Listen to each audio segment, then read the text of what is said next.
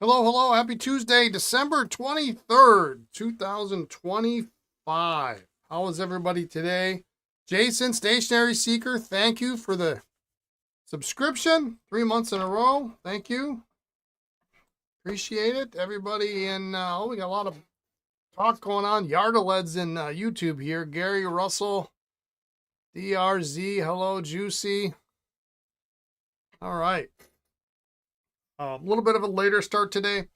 Um, I had a couple of visitors to the shop today.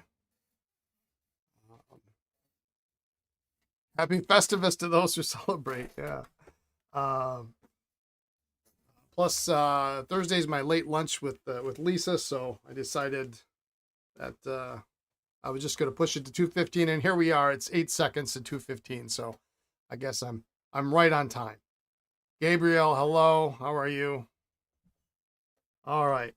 Um, in funny news, after yesterday's rant, excuse me while I that's a piece of sack or something. I don't know. Um, after hello Hans, after complaining yesterday about Wise not getting me verified to send money, I get an email this morning telling me that I am now verified and ready to send money. The day after I went to the bank and spent 10 times the money to send a wire transfer. So, yeah. Like they could have done that earlier. Why didn't they just do that 3 weeks ago? But then they asked me. They said, "Well, why don't you put money in your account and or transfer some money?" Like, well, it's too late, man. I don't need to transfer money to anybody now. It might be 2 months. Come on, man. Anyway, I just thought that was funny because of course the day after I spend $75 for a wire transfer, they approved me. All right, my shoulders. I got a flu shot and a COVID shot yesterday, and I don't know why I do that. My shoulders hurts like the dickens, which I know was last week's joke. But so if I make a wincing noise or face, that's what it is. What is new? Let's see. Is there any new news? I don't think so. We can probably jump right into the repairs. I got quite a bunch I'd like to finish up. Um, yeah, let's do that, huh? I got nothing else to say. Nothing else. There we go. All right. So it looks like we're probably going to be able to test most of these today. So I was looking at this one, and Hans, you missed the disassembly of this Webster Diamond Metal is how the nib is actually engraved. It is the most bizarre pen, and with not much effort, was able to find an image of another one online with the exact same filling mechanism. However, the barrel on the other pen was in two parts. And this is a one-piece barrel. So, and I've soaked this barrel overnight. I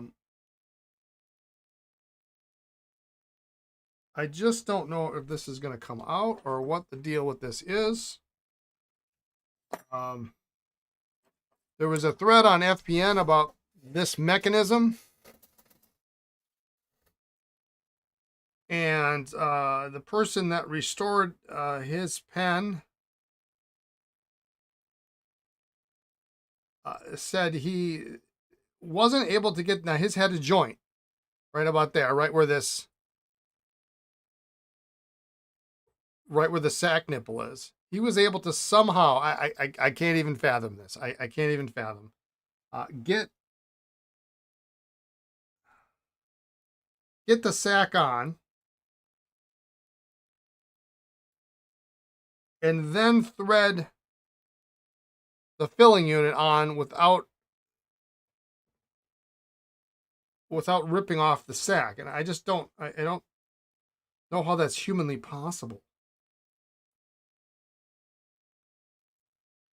So I let this soak all night. And of course,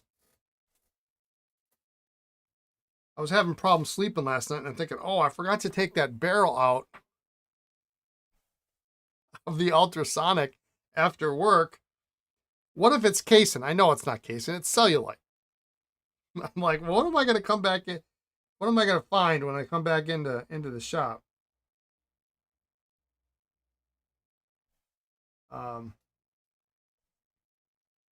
So I can still see.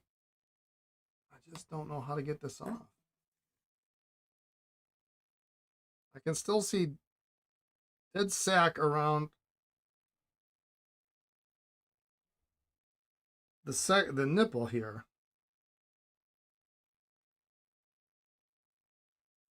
I wonder if you can.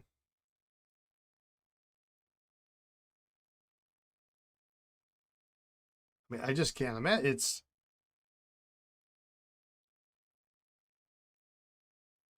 that far down into the barrel. How am I supposed to get? How am I supposed to get a sack on a section nipple? What is that, 1.5 inches?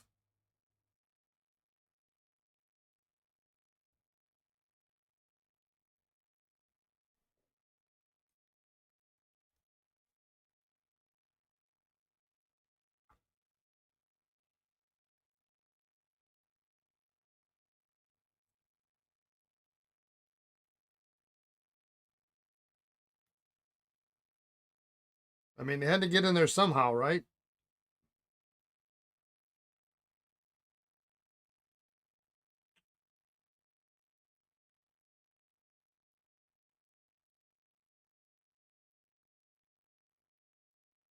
And I thought, well, did I miss a joint in the barrel somewhere? No.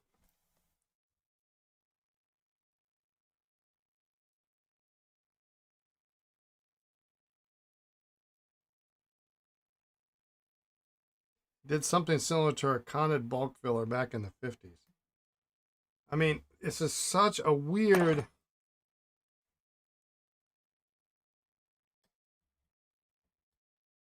Now that I understand how it works, if I can get a sack, see the problem is it's got sack residue, the old sack still on that nipple.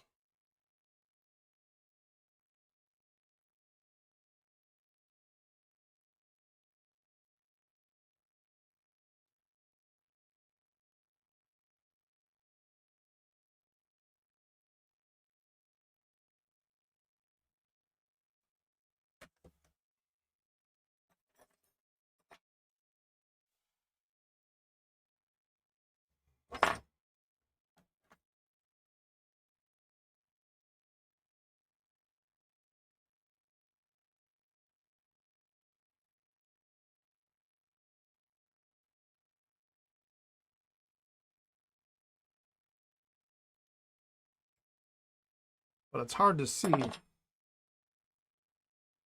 what you're working on.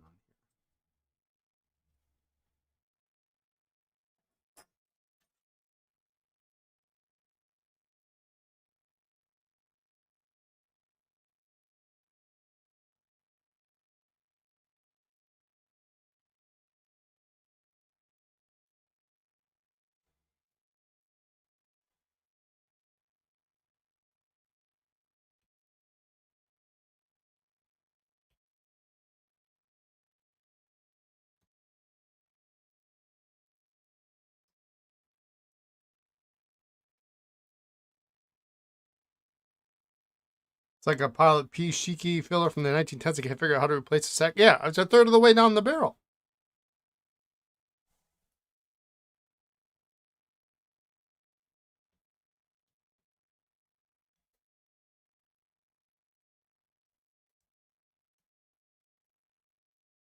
Was the nipple shoved in and cemented in place? I mean, there's a little disc that's got a nipple on it. Yeah,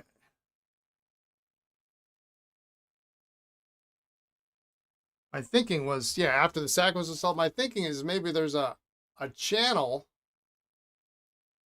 inside the barrel that it slots in. No, well,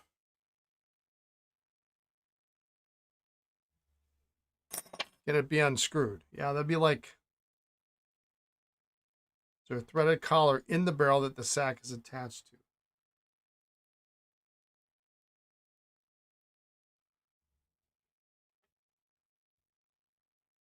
I I don't see any threads in here.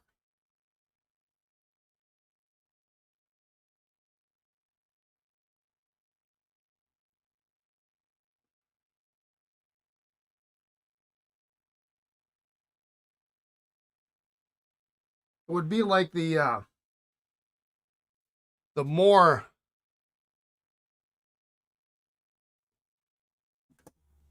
a more safety. You know, you've got that little disc at the end that you end up having to unscrew.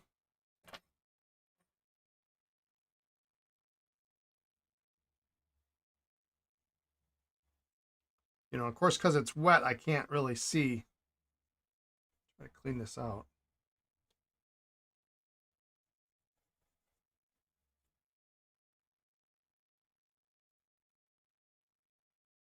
We try gently pushing the nipple off from the bottom. Yes. Yeah.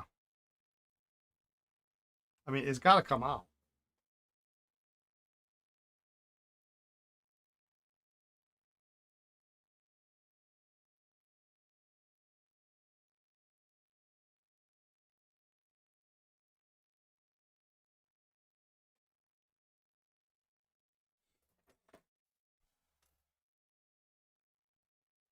Heat and press it. Yeah, I guess heat's probably the only way to go.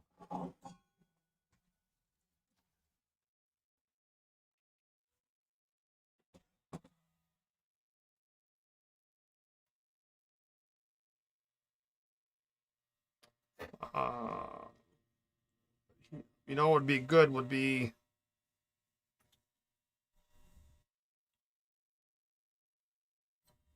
that will be a good tool to use.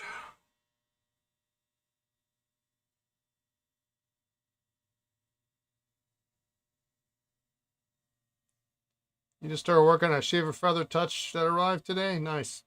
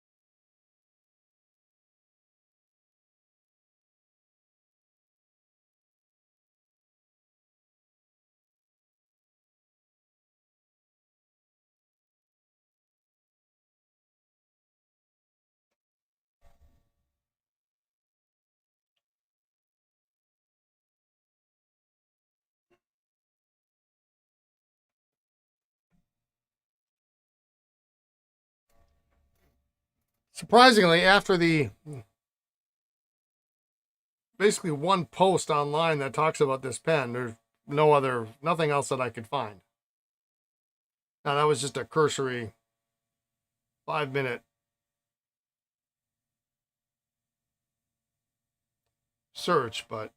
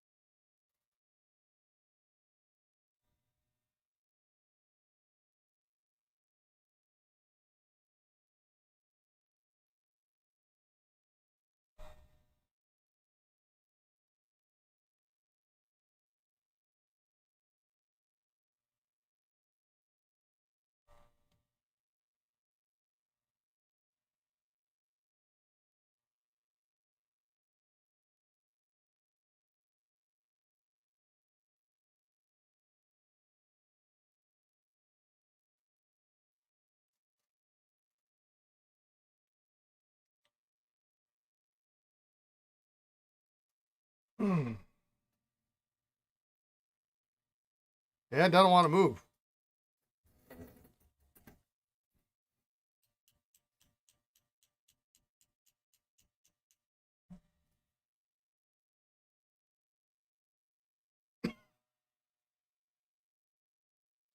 I'm assuming it would go out the back because it looks like it's slightly wider in the back than it is in the front.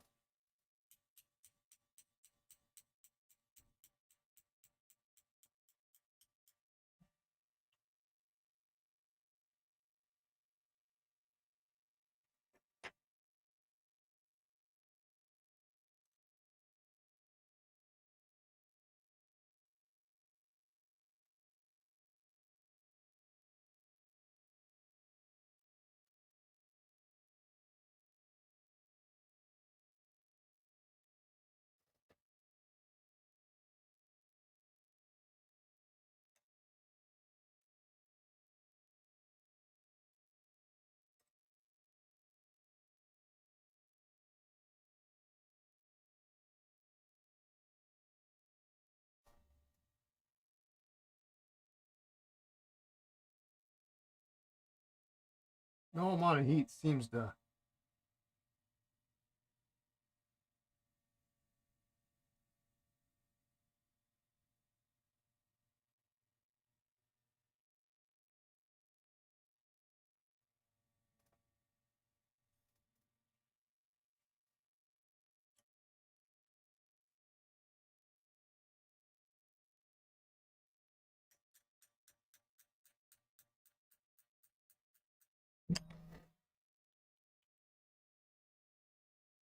Yeah, that's not coming out.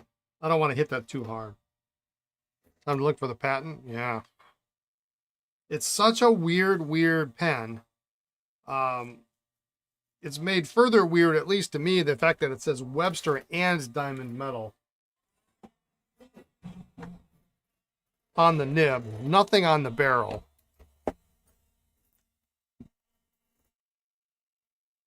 But there's your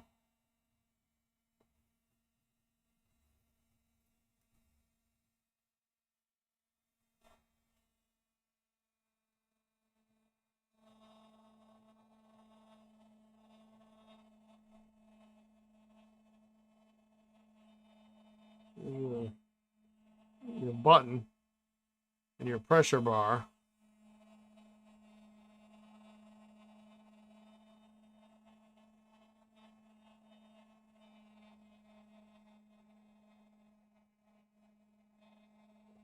Under the barrel, the Sheaffer name and address printed under it $500. That would stand for that was $5 when new. That's what that 500 means. Yeah, and the nib, let me show you the nib. And so since you weren't here yesterday, Hans, interestingly enough, this filling unit is threaded the same as an oversized vacuumatic. So if you have an oversized vacuumatic collet,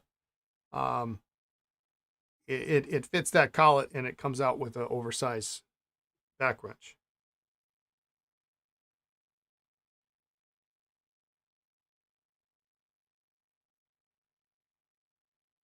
Webster Diamond Metal.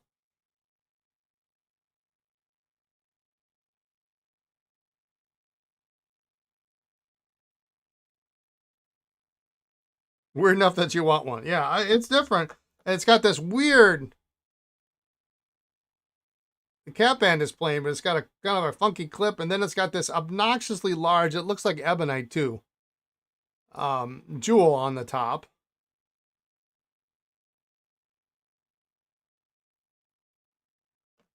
Blind cap. I don't know.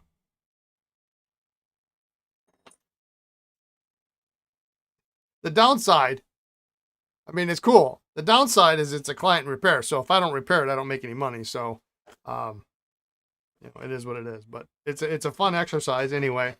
Of at least trying to figure out how it works.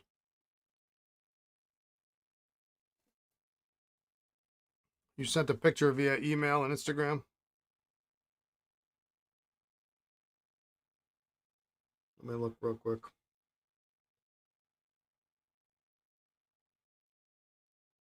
Oh yeah, you took the nib out without the section, huh? Put the nib and feed back in the section, and then use heat to get the section out. Make sure the feed's clean while you got it out, but put it back in.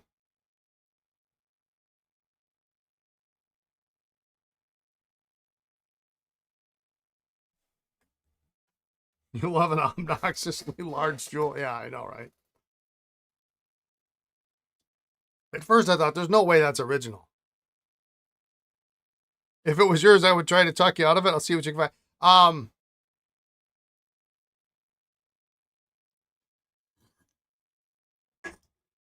If it's not, if we can't get it restored, maybe there's a chance you could buy it off of this guy. But we'll see. We'll see what we can do. I'm gonna, you know what? It didn't hurt to have that in overnight. I'm just gonna throw it in the.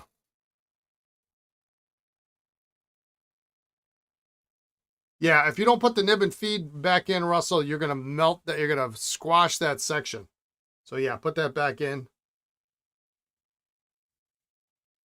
All right, let's assemble the rest of these anyway and make a smaller pile of parts.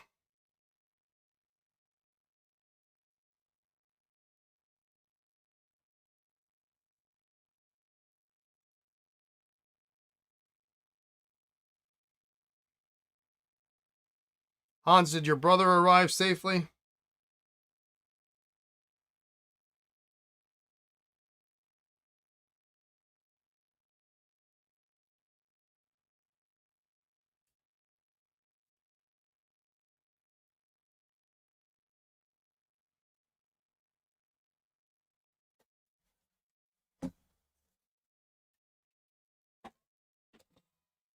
He's driving now. Heavy snow until 1 p.m., so he waited. Oh, okay.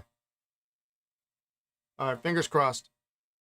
It's like 34 here today in Wisconsin, so it's beautiful. I mean, it's that time of year where right after a snowstorm, you've got, and stuff starts to melt.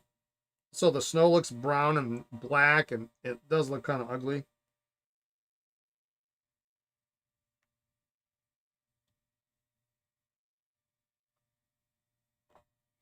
All right, we're going to skip over this. Oh, a foot this morning. Oh, my goodness. All right, well, we'll,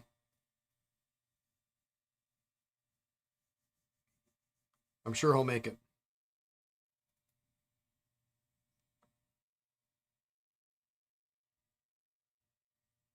I'm trying to flush a thoroughly clogged 61. You don't like, why are you messing with 61s? How many times do we have to go over this? You like them as much as I do.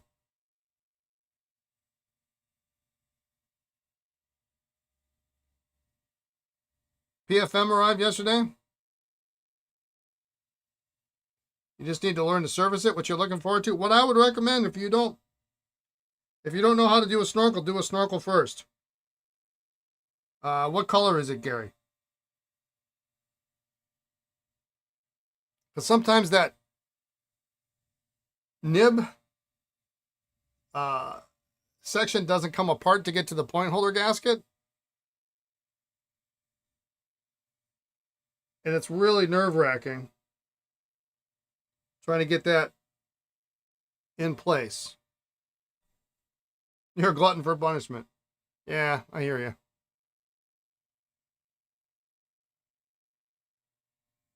You would need a significant amount of money to repair 61 again?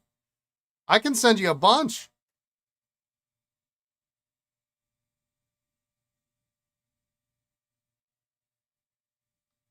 I got some cool ones too.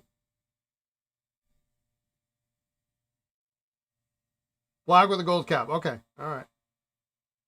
Yeah, definitely start with the snorkel. It's really the same procedure.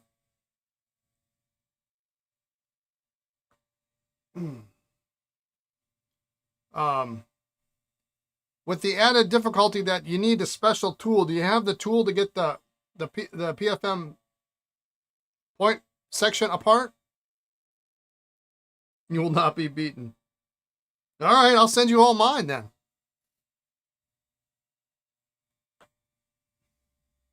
can have all of my 61s. Yeah, you need a... I suppose you could probably make something, but where is it here? It's a square. Here it is.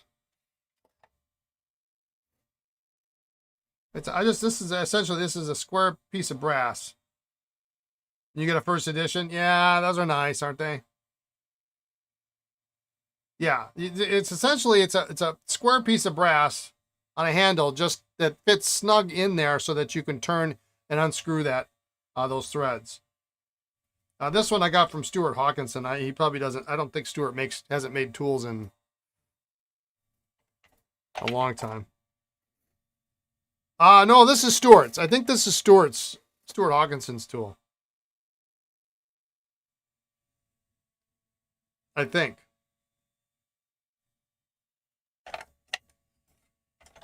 Maybe it's Martin's. I don't remember. I've had it for 15 years, 20 years.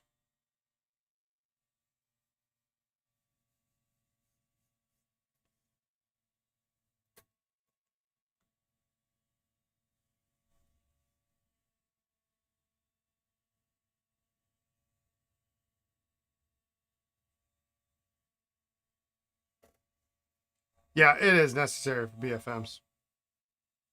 I mean, if you want to replace the gasket, it's necessary. If you don't want to replace the gasket, well, you know my opinion on that. There's only one reason not to replace the gasket on a point holder gasket on a PFM. And that's because you can't get it off and it's gray.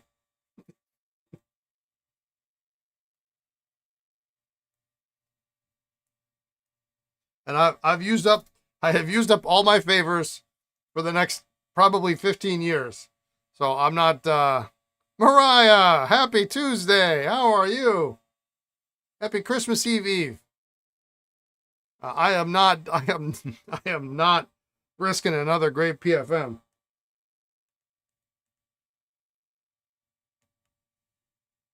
All right, well, skip right over that bad boy there. All right.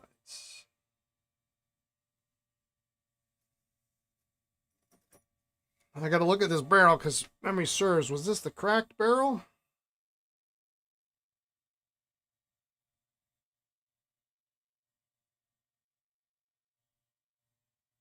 No, there's no crack.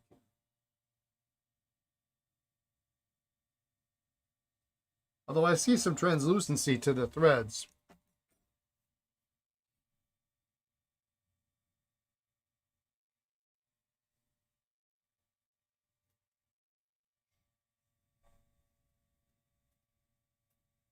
Scrambling to meet deadlines before vacation. It's not pretty.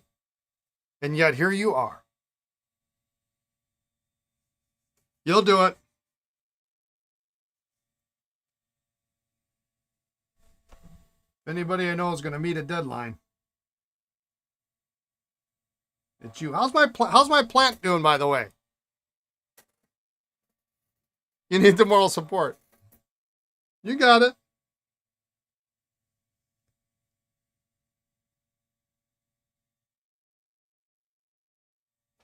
It's good.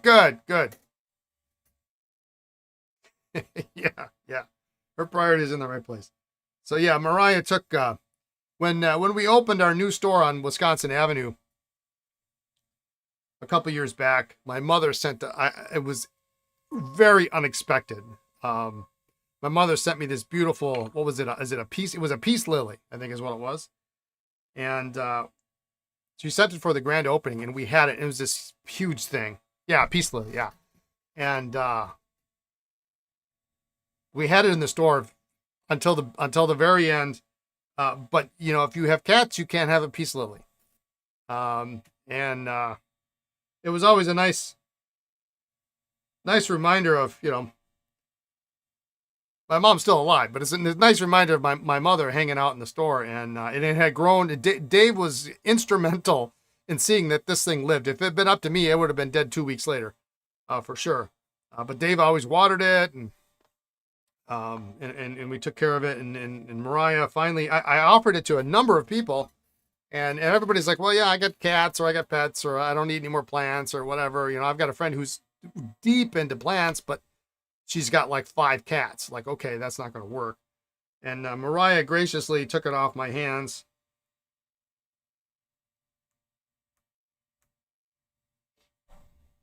Kind of broke my heart to have to let it go, but I had no, you know, I couldn't, what was I going to do with it? I'd rather see somebody else enjoy it. Is it still blooming? It must be still blooming, I would imagine.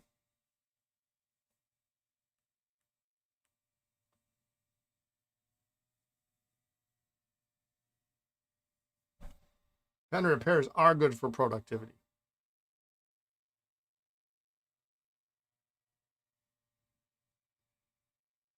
Not at the moment, but you've had several waves of flowers. Awesome.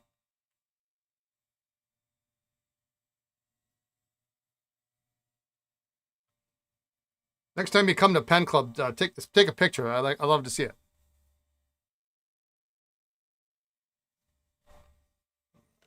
So I got this new tip. Where is? I bought a new pair of pliers.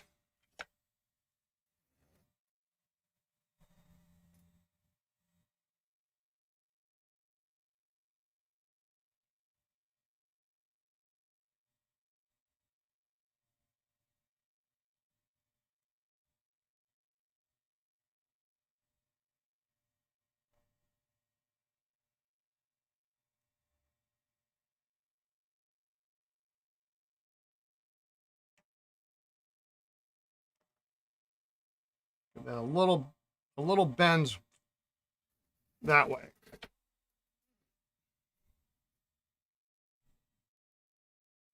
And that ensures it's going to hit that metal ring.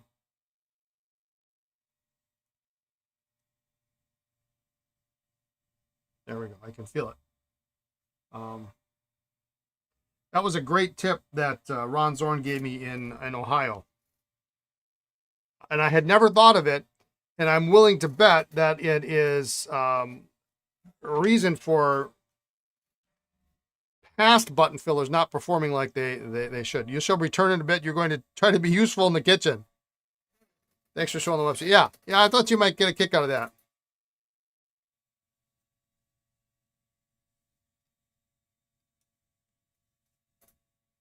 So I'm just going to double check this.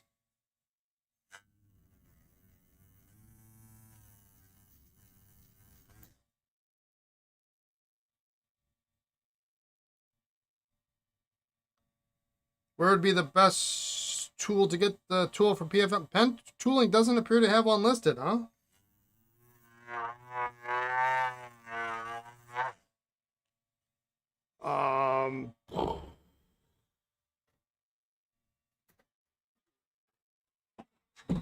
That's weird. I would have thought.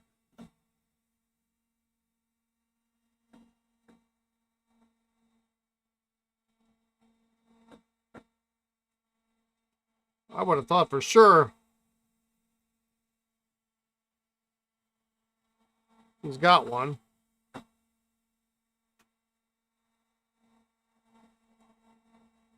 Uh-oh, he's redoing his website.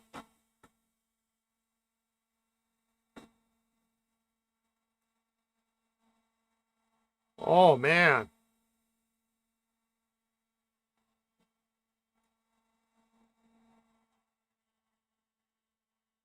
Let me look. Hang on.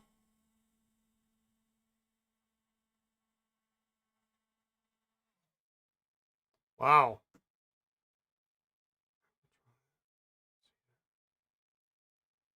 He doesn't have it.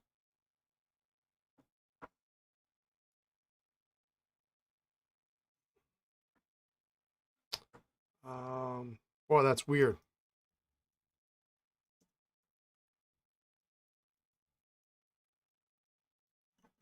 Let me do a little sleuthing here for you.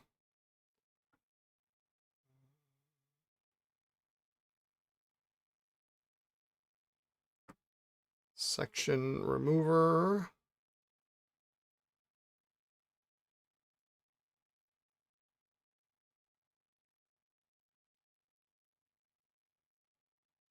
Well, so let's see.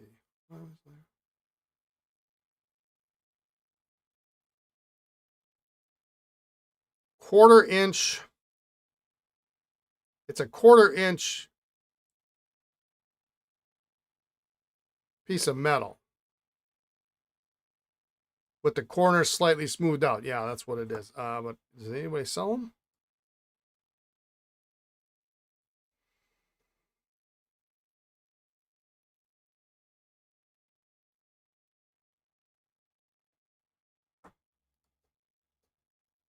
I mean, you need one ever.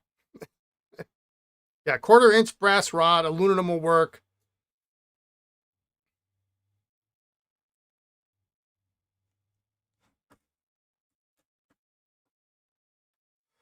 Sounds like we need to make that tool, doesn't it?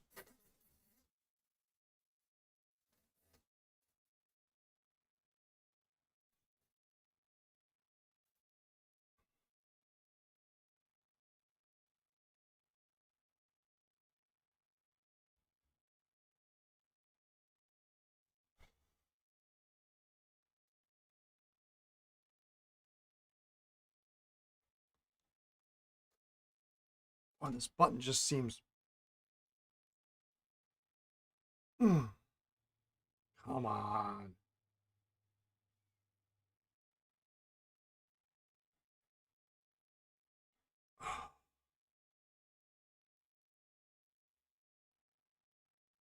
Yeah, it looks like he just moved his site over to a Shopify site. So, which is, thankfully we're moving in the right direction in the terms of the 21st century here. But I don't know that he's. I'm guessing. I'm guessing he doesn't have everything up yet.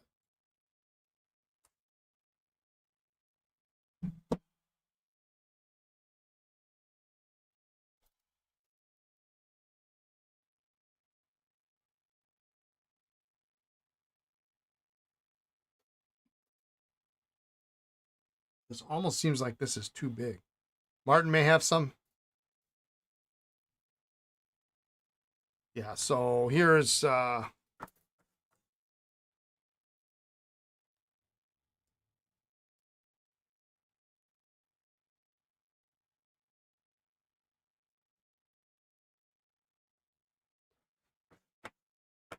getting in touch with Martin Ferguson.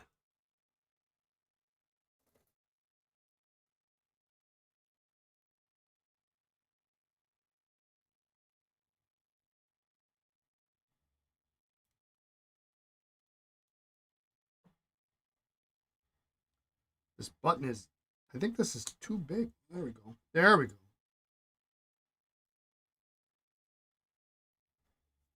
It's tight.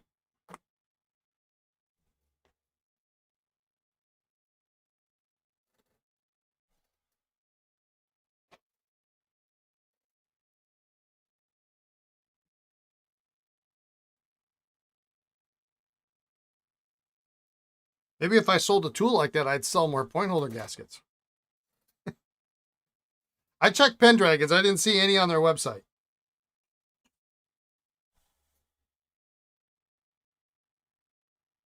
People aren't buying point holder gaskets because they can't get it open.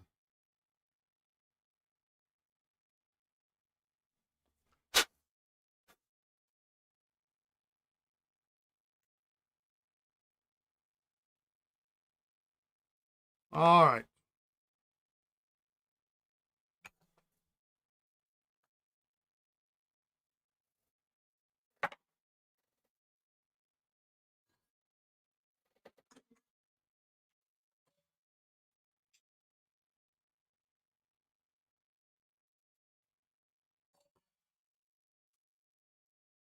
All right. Well, let's. Oh, we got this one to do.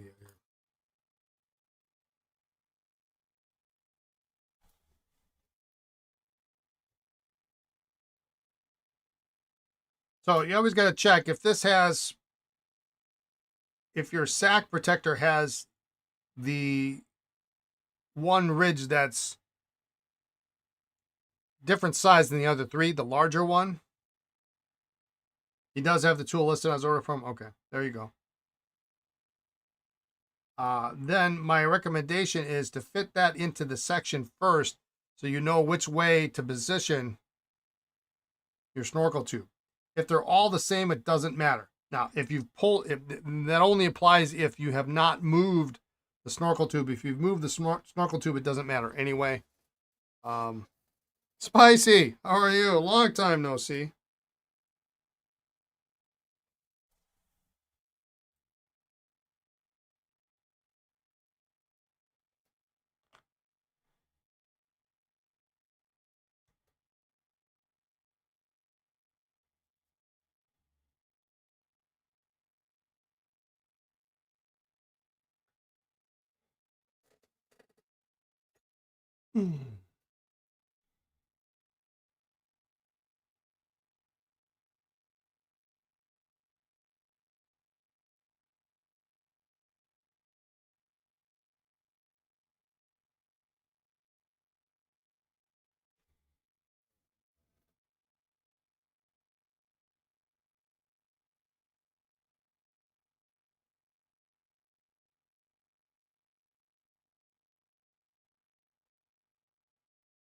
A little bit of play on there. I'm not crazy about that, but we'll see. Might not make a difference.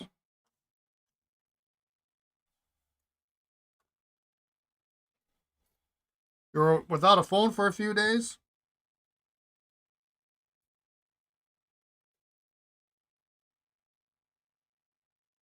Back when I was a kid, we called that 1971 to 1992.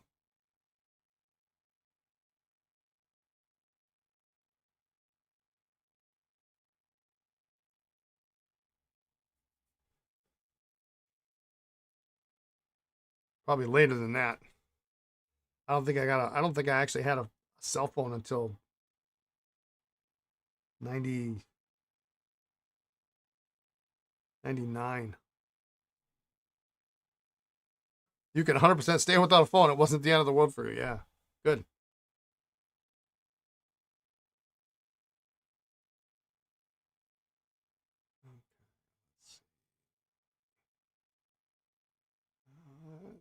All right. Next over.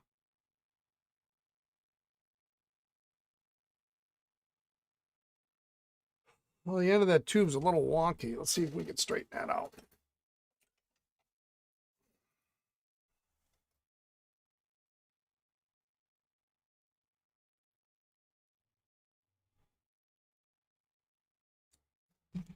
Even into the 90s, your grandparents had a party line.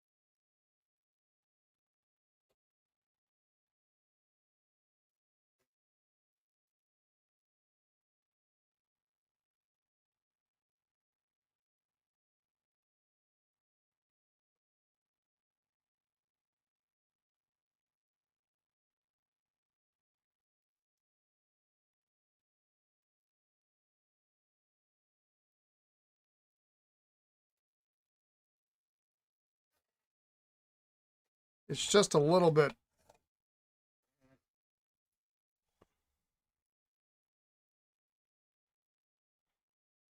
Yeah, that's why.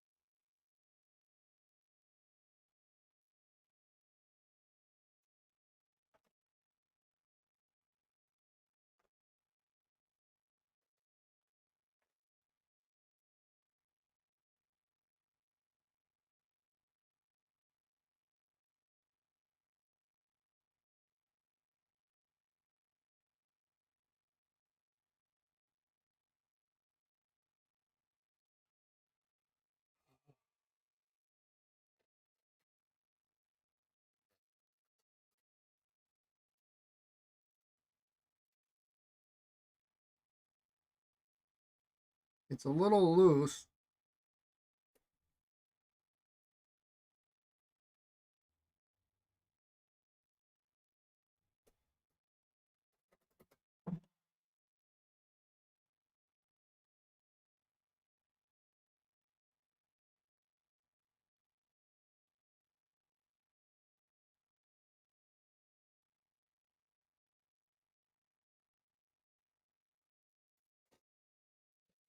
Which I don't like.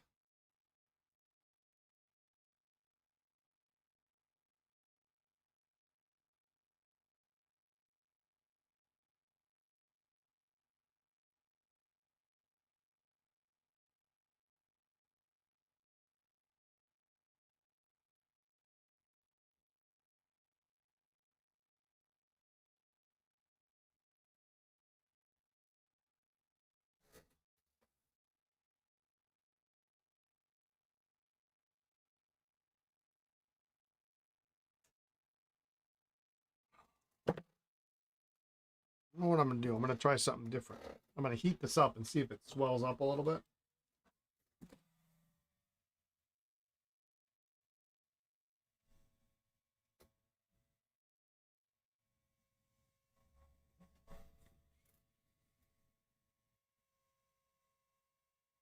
Because it moves like a quarter of a millimeter.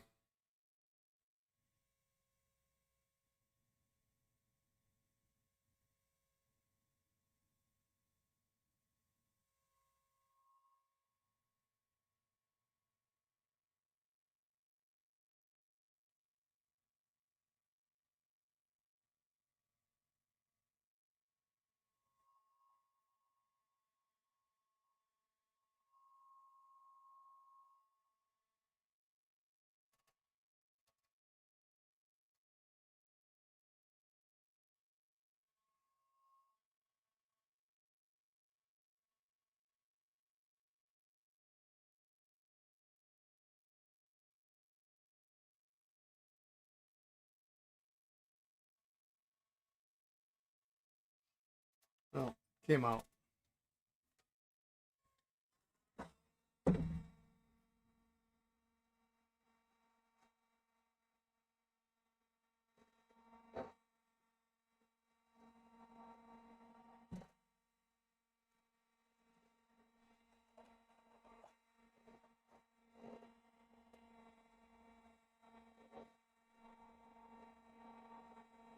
Never really had this problem before, so I'm going to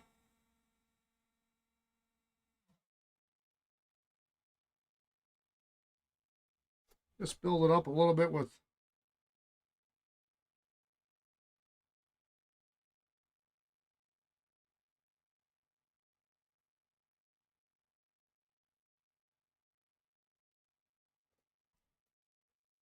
a little shellac.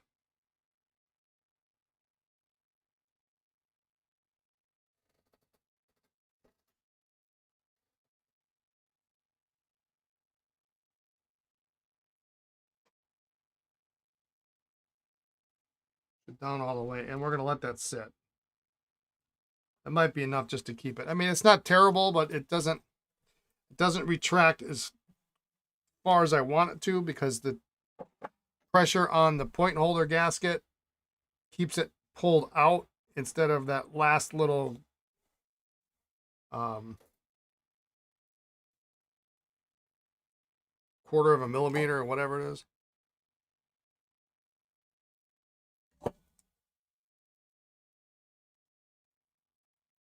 All right, well, we can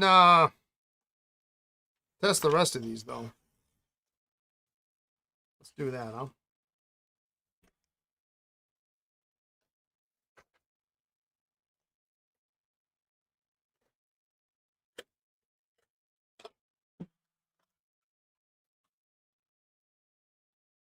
Ooh, excuse me.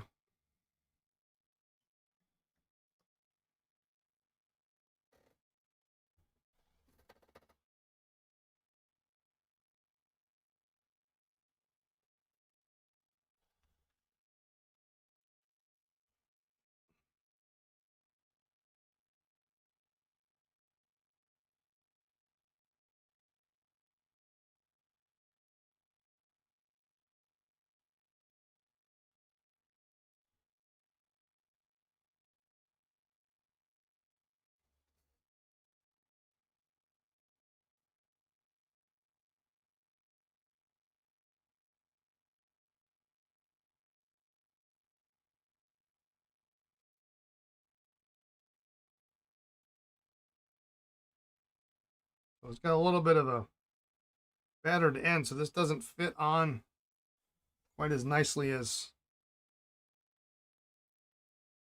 section extraction complete. Awesome. As I'd like it to, but it is what it is.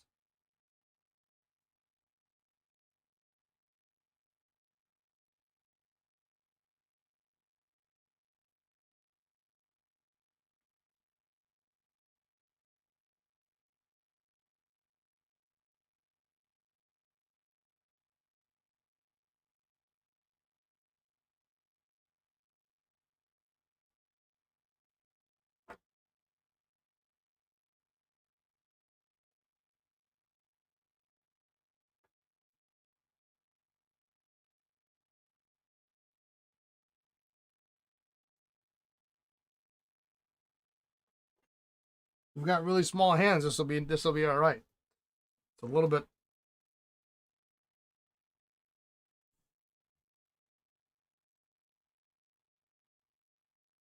small for me.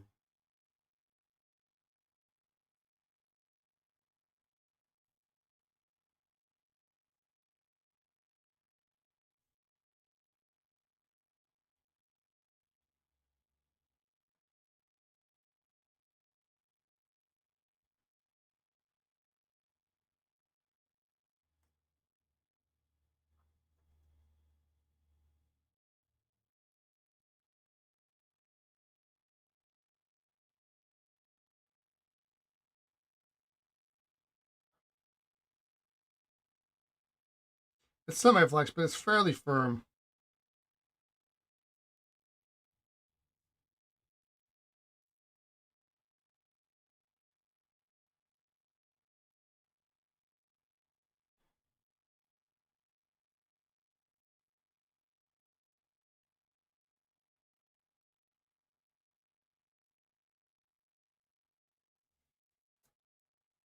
Regarding a sack and talc from a certain pen repair expert in Wisconsin. Is my back now strong and stronger? Yeah, it's not bad. Although some days I wonder.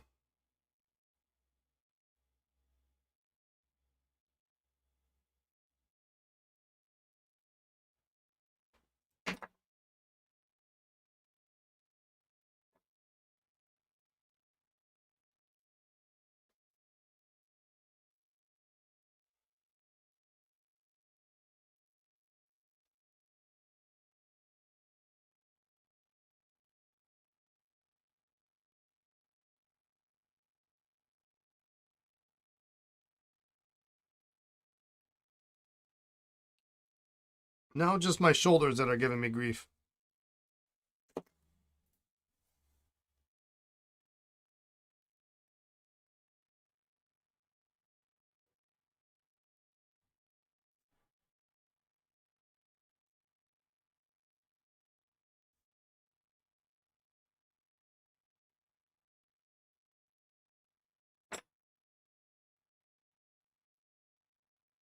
Yeah, that's better. All right, that one's good to go home.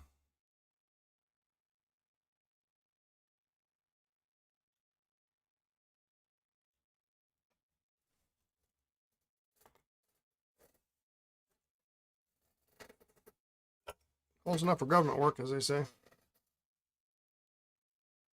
Oh, my day's been. Sorry, I'm not keeping up here. There's a lot of stuff. Agent Orange. Uh, I'm keeping up with the shop here. That's really a full-time job.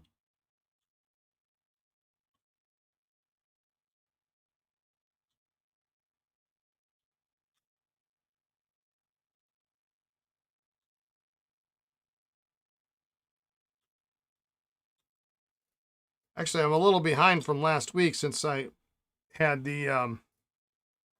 we had the pop-up.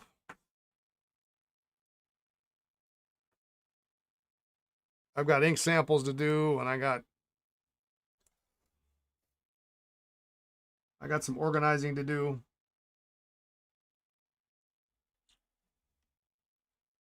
And I got some ordering to do.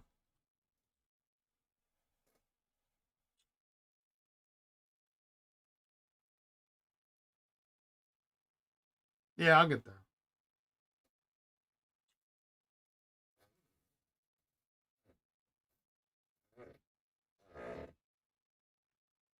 Small capacity.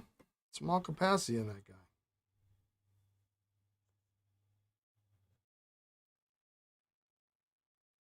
I got better hopes for this baby Todd.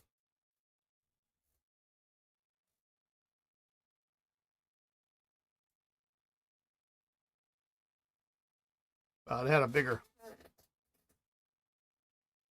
Remember not long ago I was annoyed by shipping software? Yeah, that was a long time ago. That was a long time ago. Yeah, I was in the beginning, I took it upon myself to examine every aspect of the business. What could be changed? What could be improved? What did we need to do? What didn't we need to do? And shipping software was right there. Um, there was a lesser expensive version that is actually owned. Holy smokes! Owned by the same company. Uh, but it was not in any way, shape, or form better. And after about, and I had used it for the occasional, shipping a repair back to somebody, earlier in the year, 5 packages a month, kind of thing, and it was fine. But on my first day of the website open, it was not in any way, shape, or form capable of handling any amount of volume. And sometimes you try to go get a lower price alternative, and it makes sense. And sometimes lower alternatives are not really alternatives because they don't compete on the same level. And we went with ShipStation, which is what we used to use, and they haven't had a problem since. In fact, they have some integrations, and they have some really cool things that you can do. And I like it a lot, and it's considerably more, but it does what we need to do and quickly. I mean, it was taking me a long time to print, to print orders, and I mean, so we mixed a lot of it up.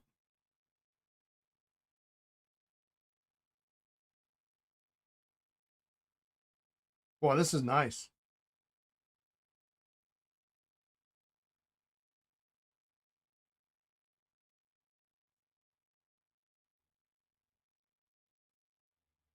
Kind of a medium to broad nib.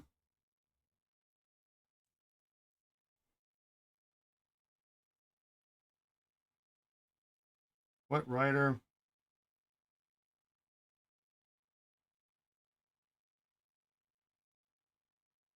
I won't call it flex because we're already medium and broad. So you're really not flexing. It's like Pilot makes the Falcon in a soft broad. I mean, it's kind of a ridiculous thing.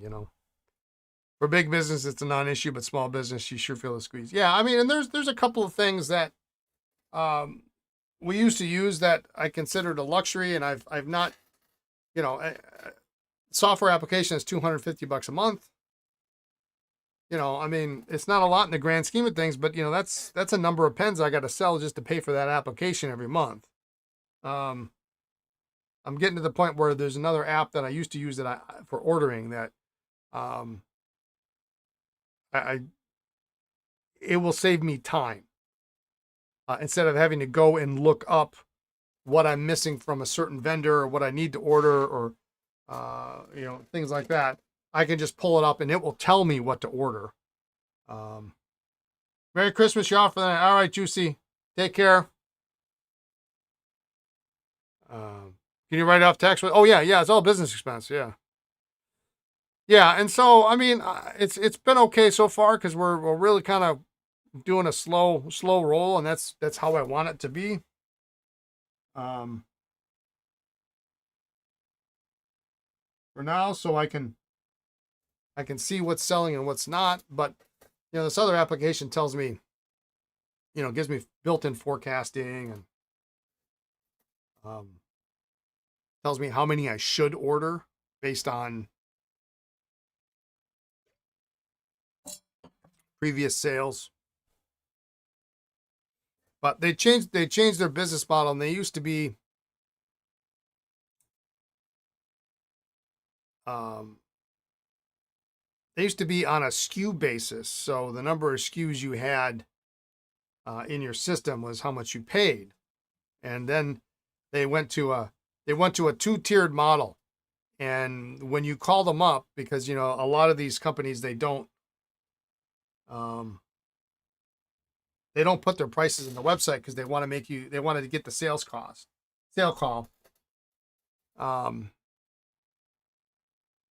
And you get on the phone call, and of course they pitch the highest tier, which is what is it? It's hang on, let me do the math here. $7,500 annual contract. No.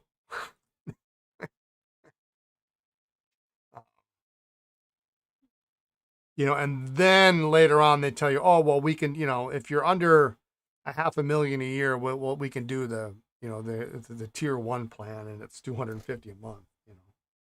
But it's $250 a month, I believe, on an annual plan. So you got to come up with $3,000 in advance.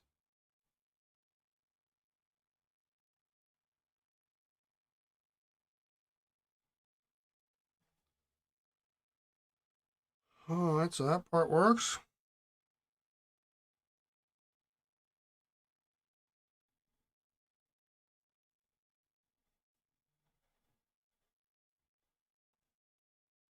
All right.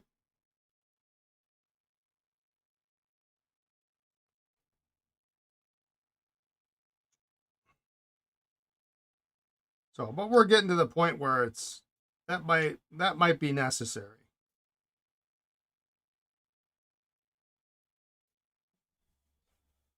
Because every vendor, I'm slowly adding more and more SKUs out of the catalog.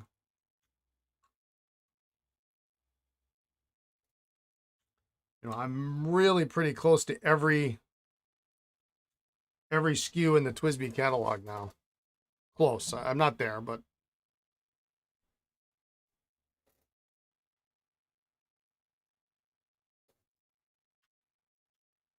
after today's order, I'm going to be super close.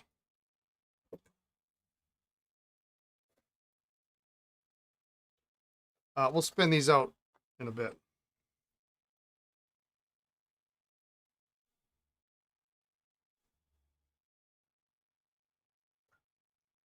Sack extraction complete. Yeah. Well, as long as they come out dry and crunchy, you're in good shape. If they're stuck to the sidewall, then that's when you got a problem. All right, so this is the Champion, which is a Southern Ped Company.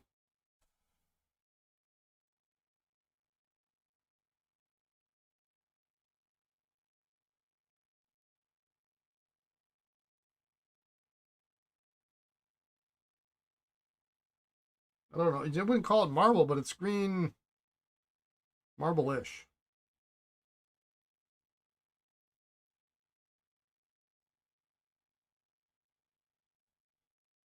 Really a nice, kind of fine point.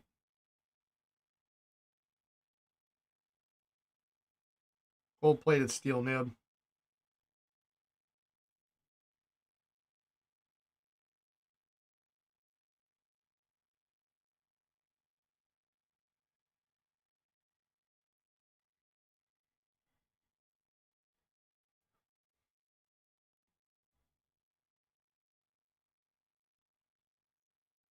Feels nice.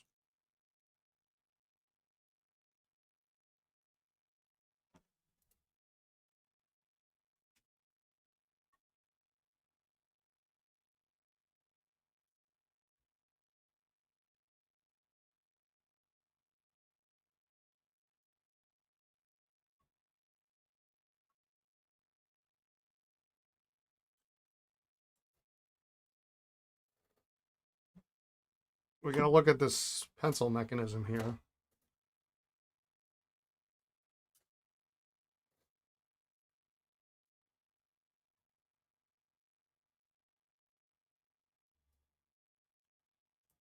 So this is a little bit of a smaller sack on this guy, but definitely smaller than the Swallow.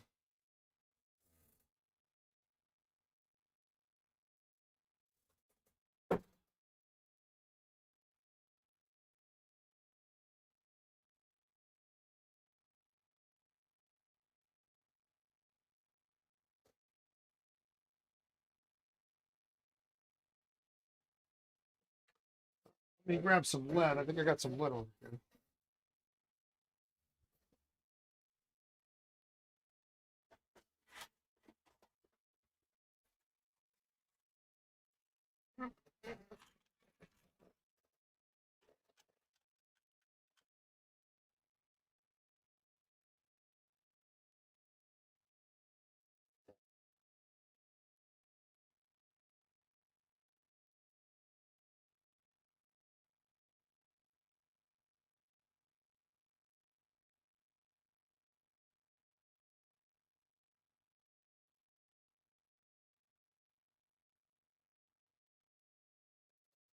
This is 1.1 millimeter. The mechanism is not. I don't know what that was. It just shot out.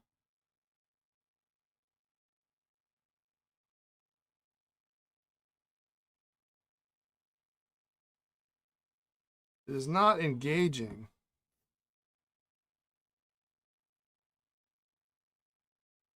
And since we can't really take it off, I don't know.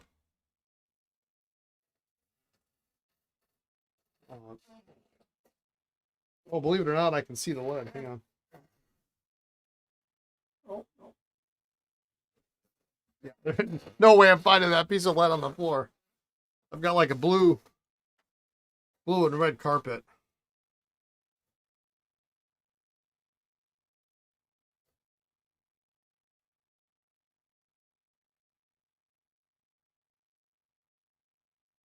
Oh.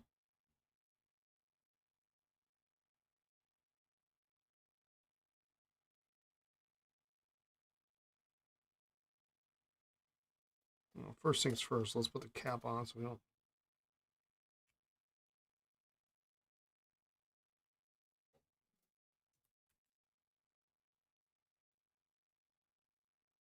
Well, that's weird. Why would it do that?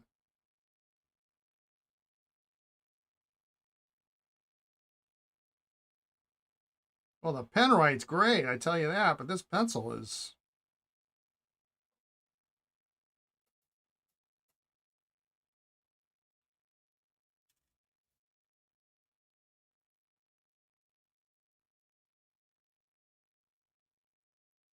Not working.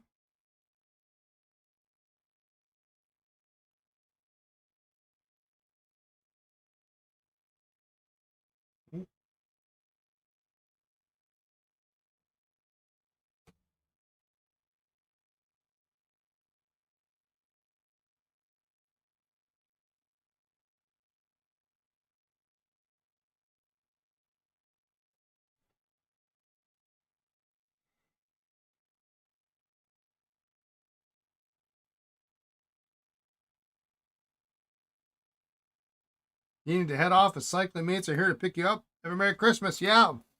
You doing the Rafa 500? It's probably tomorrow already. So we'll see you, Gary.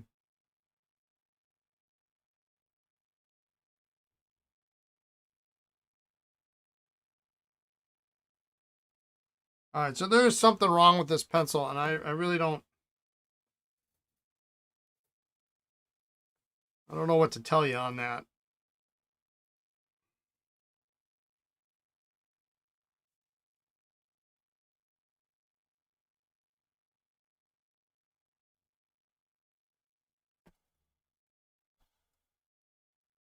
Oh, Cadell Evans riding January. Okay. Give my best to Cadell.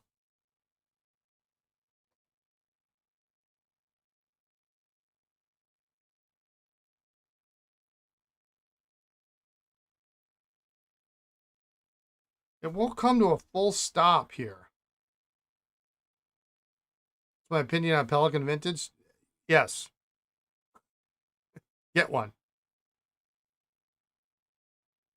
I think I got a nice 400N or something on the site.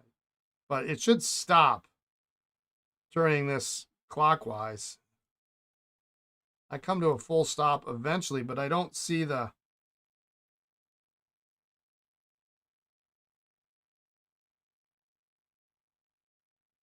pusher here.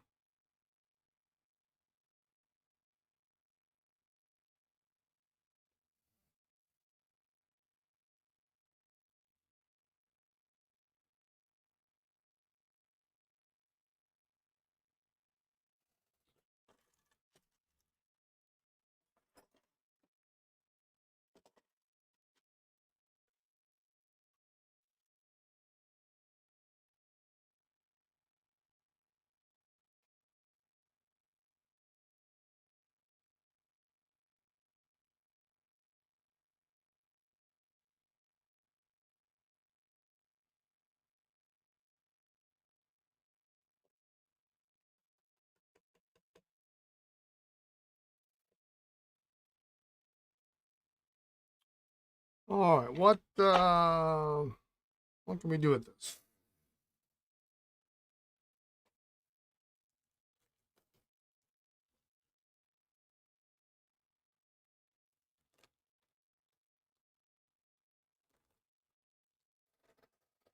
M200, the steel nib's okay. I would put my effort and my energy towards M400s.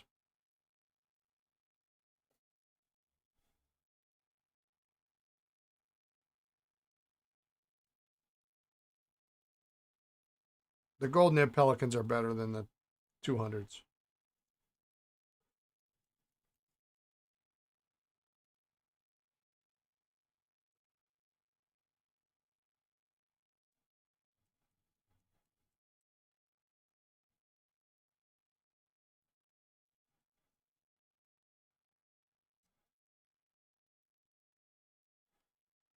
Can you use a modern ink on an M400 only Waterman? Well, if it's because it's a piston, you got more choices.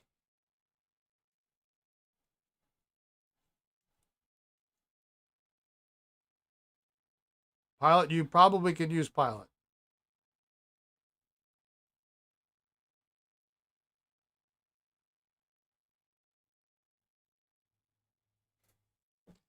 Well, Greyhound, I don't know what to tell you about the pencil part here. Probably your best bet is to get to the Chicago Pen Show and have Jonathan Velli look at it. Jonathan's the pencil guy. I've actually talked to Jonathan about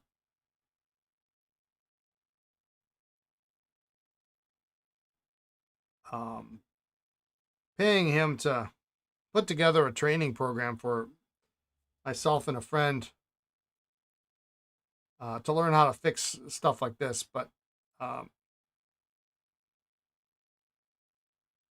and that may happen at some point in the future, but probably not going to happen in time to get this pen fixed for you. Pencil fixed for you. You recently got a Lamy ratio. I haven't been able to learn much about them. Any recommendations on winding your research? Lamy ratio. I have no idea what that is. Lamy ratio. All right, well, hang on. Now I got to look this up.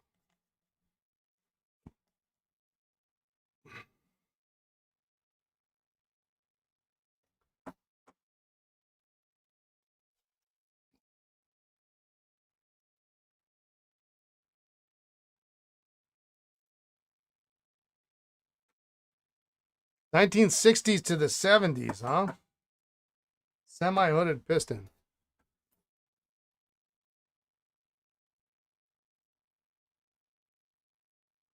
Oh, yeah, okay.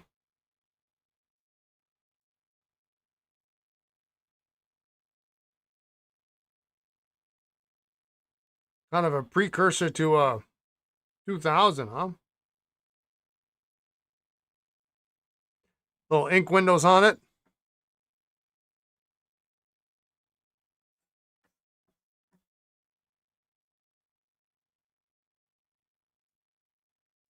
Huh, well, that's pretty cool. It looks like it's a student, kind of a student pen. Right? It looks like lesser expensive plastic.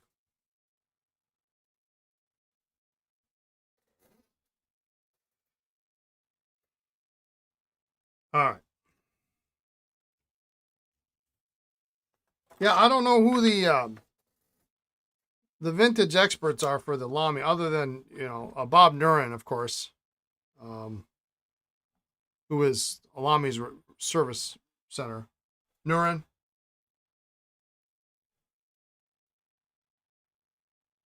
All right, Gabriel.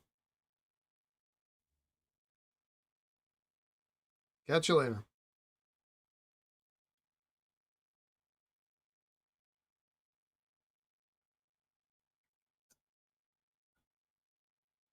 Yeah, Bob Nurin might know. He's the Lamy Service Center guy. He lives in Arizona. So if you need a Lamy part, then that's the guy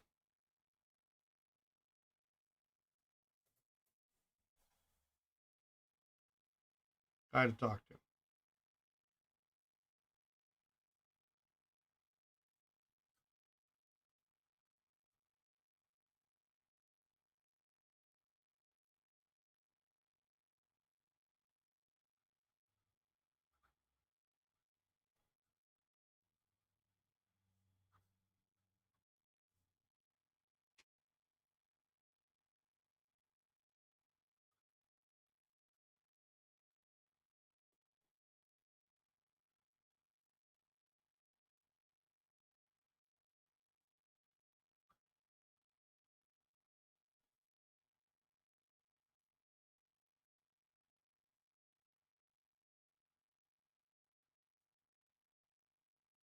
So this is the one that had multiple cracks on the nib. Most of them are now well under the section.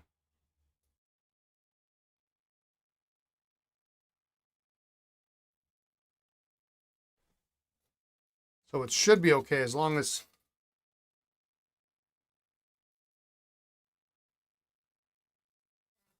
lines are nicely aligned. As long as it's not, flexed a lot. You shouldn't flex this at all.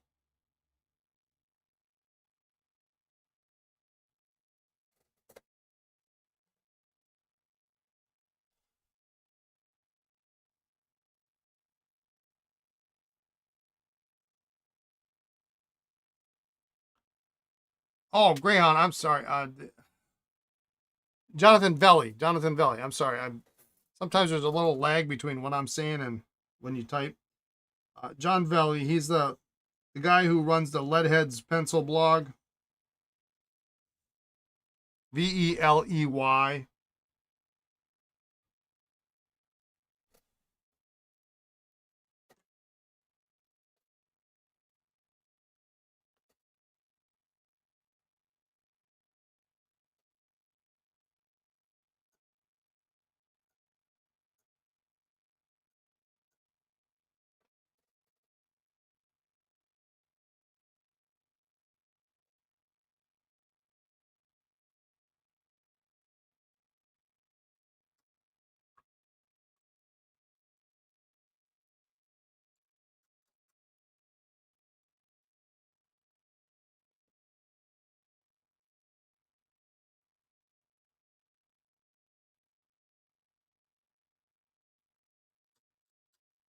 That feels nice. Nicely.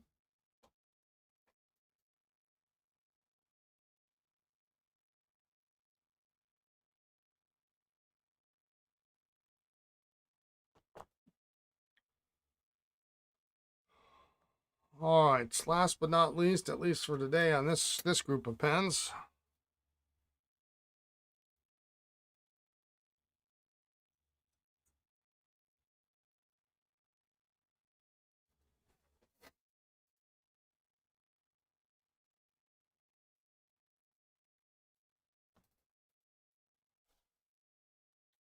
So we have to check, we still have to check the caps on these. And this one had a threading problem. It does not, however, have a writing problem. It's really a lovely, lovely writer.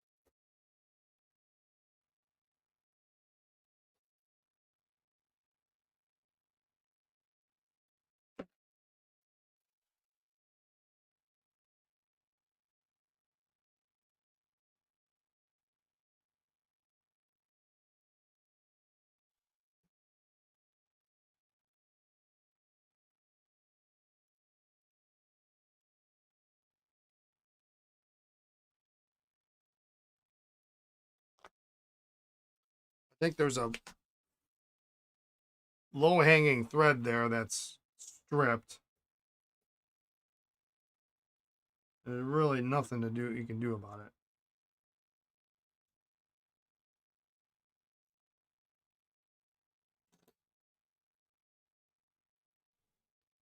All main employees are staying home tomorrow. I was thinking about taking a half day tomorrow. Because Lisa's got a half day.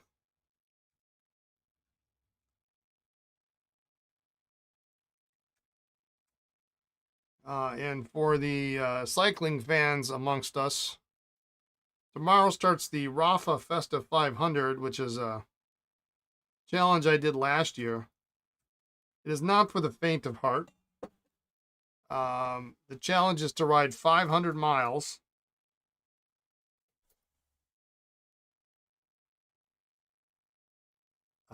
between the 24th and the 31st. I'm sorry, 500 kilometers. 500 kilometers. It's different than 500 miles. I did it last year, and it wasn't too bad. I was one really like 8-hour day in the saddle, but the original intention was to do it outside. And so there's a couple of people who kind of poo-poo those who elect to do it inside. But I say if you can do 500 kilometers in, 9 days, 8 days? Yeah, 8 days on a trainer, then you are well deserved of whatever recognition you get, because that is no easy feat. A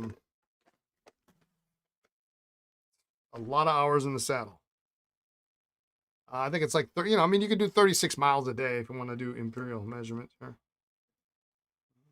It's not going to work.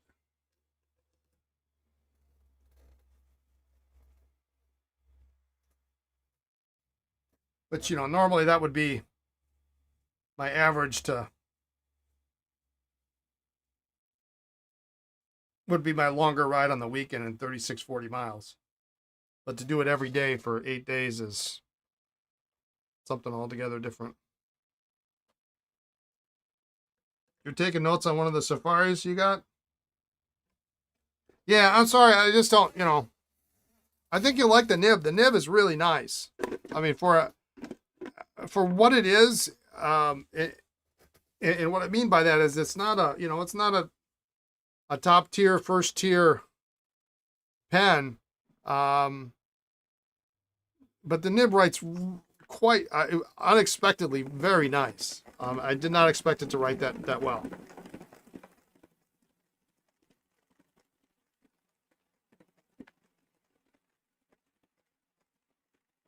And, you know, that part's probably the most important part anyway.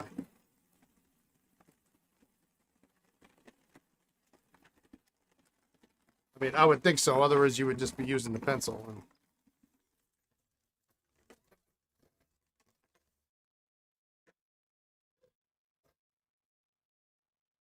but if you happen to be able to go to the Chicago Pen Show, Jonathan always goes because he's from Ohio. So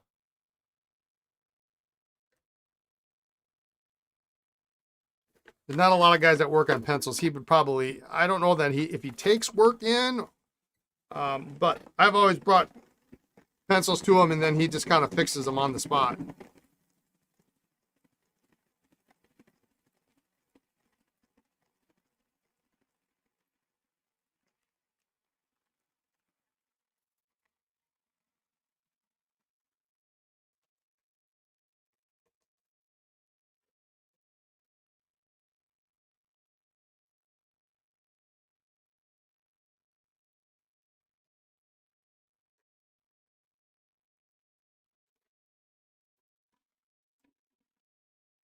And against my better judgment, I bought some pencils from Jonathan this year in Chicago.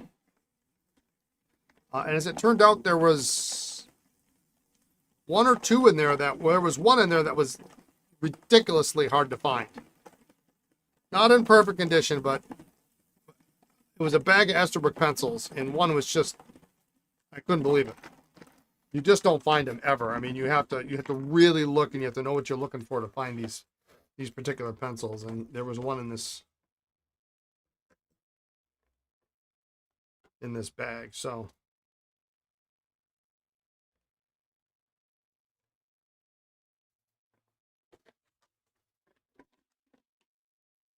next year I'm going to try to get to his pencil museum, which is only apparently 5 or 10 minutes away from the Ohio show. I think 5 or 10 minutes.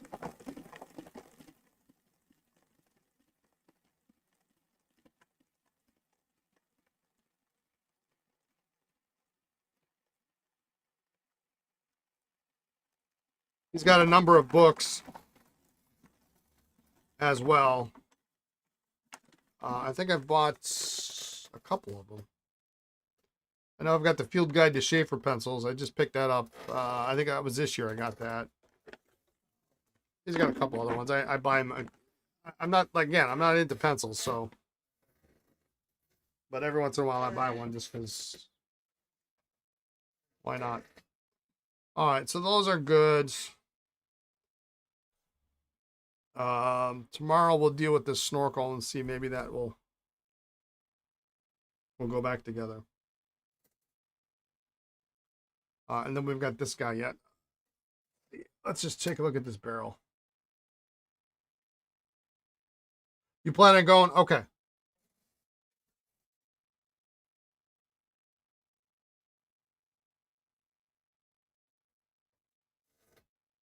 Well, if you're going to go, then what I would suggest, if you're interested in having this working, and if you don't care if the pencil part works, then forget it. It writes lovely the way it is, right?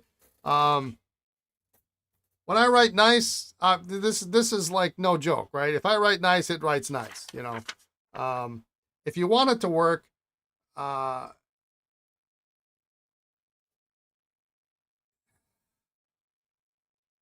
shoot me an email before the show, like the week before the show,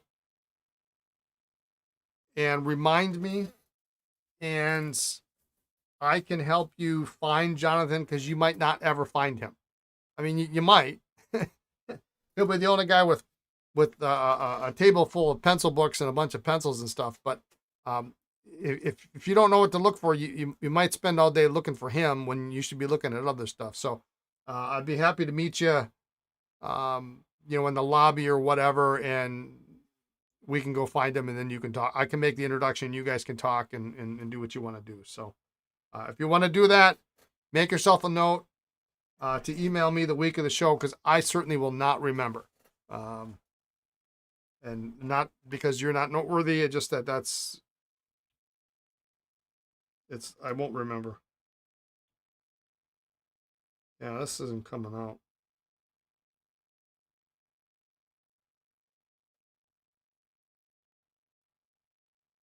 And that's a big show. So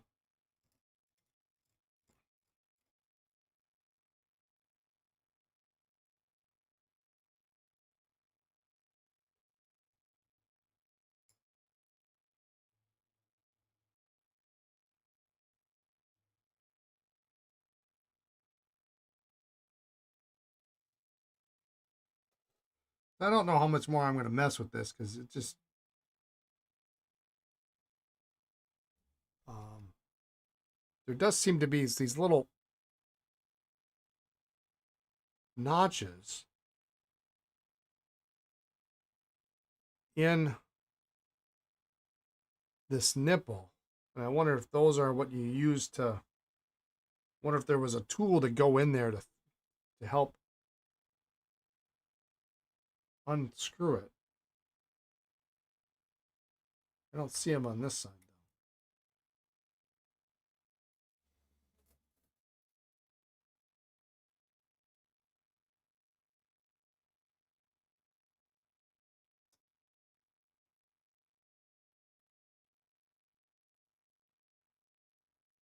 All right, so what I'm gonna do, because sometimes when you get this stuff wet, it's really hard to see. I mean, it's already hard to see, but everything looks black when it's wet. So we're gonna let that sit. I'm guessing that pen is it's outside of my realm of. I don't know how that's coming out. So that may be an odd curiosity for the owner, and that may be the end of it. So tomorrow we'll finish up. We'll do this guy here, and then the rest of these basically are ready to go. You'll put it in your planner. Okay, yeah. I'm happy to. And typically I'm there, provided we're both there on the same day, right? So I typically go for Chicago. I go Thursday, Friday, Saturday, or Friday, Saturday only, and I leave on Saturday, so I'm not there on Sunday, and it would behoove you to go as early as possible. Sunday is like the madhouse day. Saturday's pretty busy too. I always tell people, if the budget allows for it, get the weekend trader pass, which is like, it's $60 or something like that, as opposed to whatever they charge to get in daily. Was it $10 or something? Get the weekend trader pass and go on like a Friday. Take off of work if you can. And I know it's a huge investment. The reason I say that is the earlier in the week you can go, the less people there are. Number one, most importantly, the more time you have to talk with all of the dealers and vendors because they're not swamped. If you have anxiety over a room full of hundreds of people, in Chicago's, it's a big show. It would behoove you to go early. It also means you're not fighting to look at stuff on everybody's table, because sometimes you go to a table and there's 4 people in front of it. You can't, there's no way you're going to be able to look at what's on the table unless you stand there and wait for 5 or 10 minutes until the other 4 people have moved on and whatnot. And you don't want to interrupt. That's kind of my rule. I won't interrupt somebody if they're, if they're making a sale, I want them to make the sale.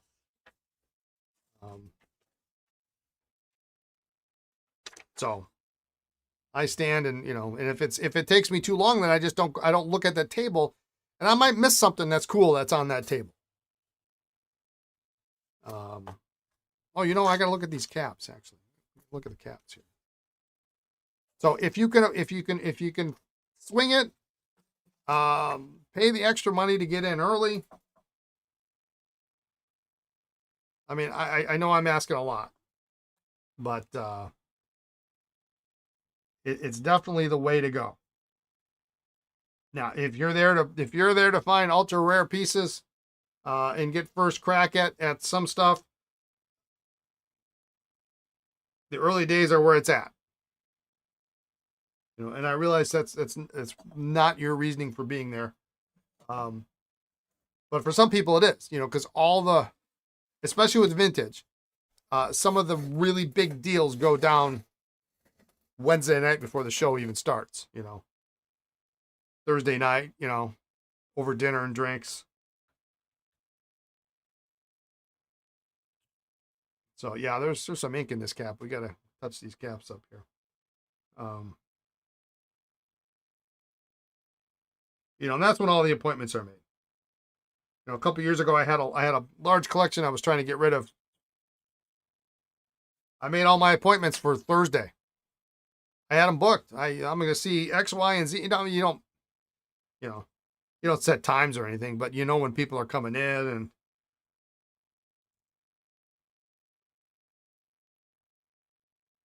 and those are the days, because of the lower traffic, those are the days people have more time to talk and look at stuff.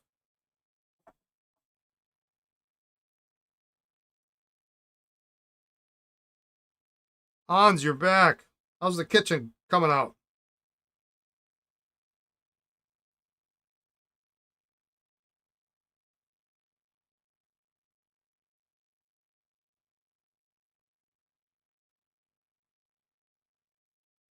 I have officially put the Baltimore Pen Show in my calendar. So, making sauces for Christmas dinner, very exciting. Okay. Because I actually made a couple of doctor's appointments yesterday, and I didn't think about it until after I left. I'm like, oh my goodness, I made these appointments in the middle of March, and I didn't have the Baltimore. You know, I haven't committed. I haven't committed for. I've been talking about Baltimore all year with friends and, you know, and whatnot, and I just haven't committed. So I had to commit, and I put it in the calendar. You know, and so now it's in my calendar. But and thankfully, thankfully my appointments, I scheduled them for the week after the show, so that'll work out all right.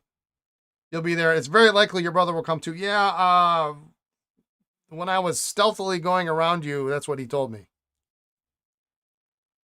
He would be doing maybe Baltimore, so.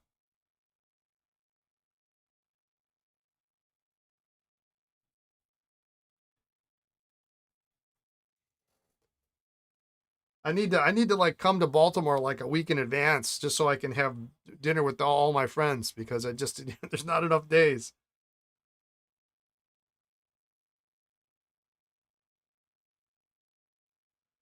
I've got my monthly Sunday crew is all going to be there. I'm gonna go to. I gotta hit that restaurant that I never remember the damn name of. That's my favorite. Of course, I don't know where the show is anymore. It's probably not even in the same area. So, well, there's other places to find.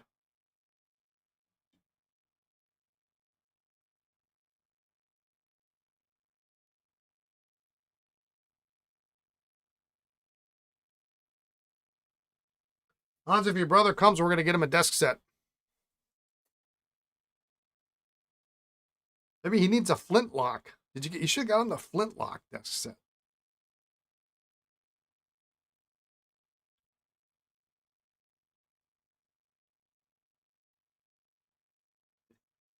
Baltimore, man, it's been so long since I've been to that show.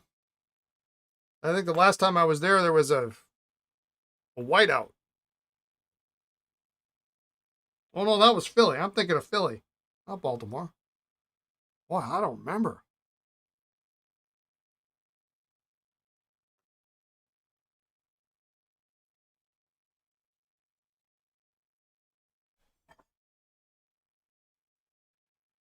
You know how many times I've asked if he wants a penny? He always says no. I think he should have something.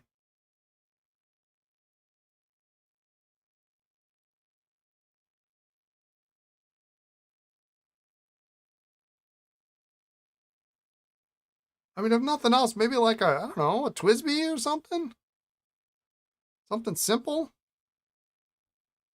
Maybe not a Twisby. Maybe, you know, I could see him with a one of the new Sheaffer Legacies.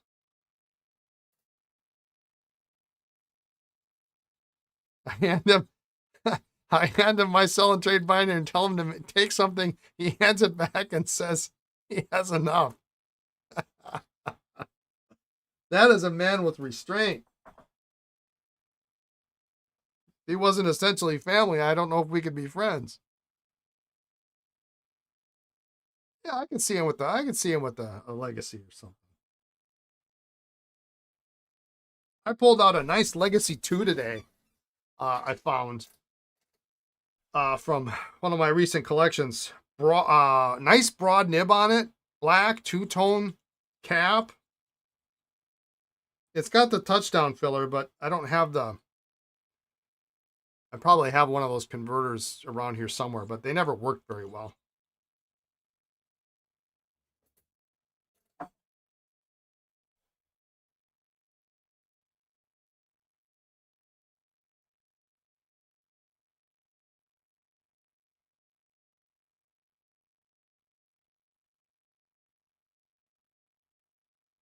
Or maybe he needs a like an XL jotter and just be done with it.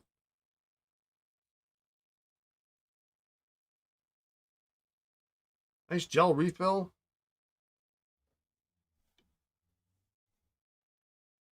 There's something to be said for that click action.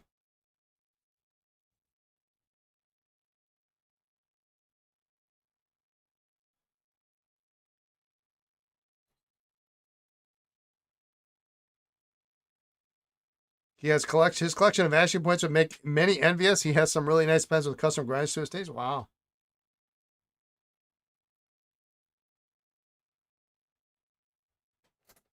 You know, I heard what I saw on Facebook yesterday. Was it yesterday or something? In regards to the pilot price increase for the year. Uh, Bill Weekly bought out all the rod and vanishing points that Pilot had in stock. Now it sounds a lot, but I mean it was like 5 of one, a couple of another.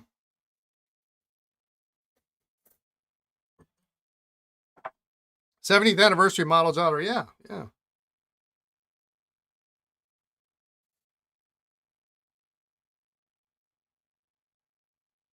Oh, I didn't even notice this. There's your eraser on the swan, the swallow. That's pretty cool.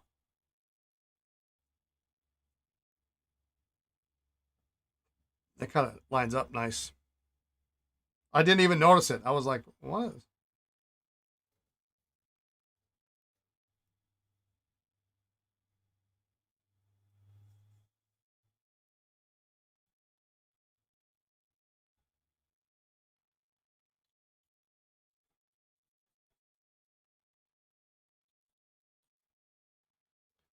Boy.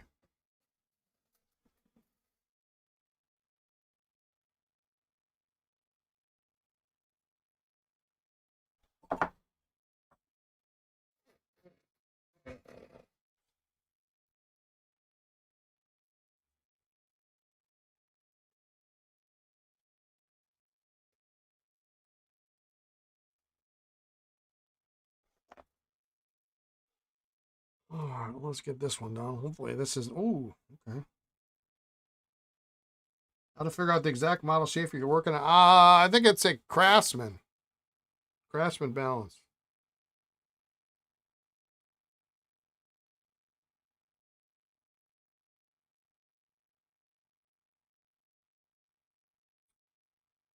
Where was it? Instagram.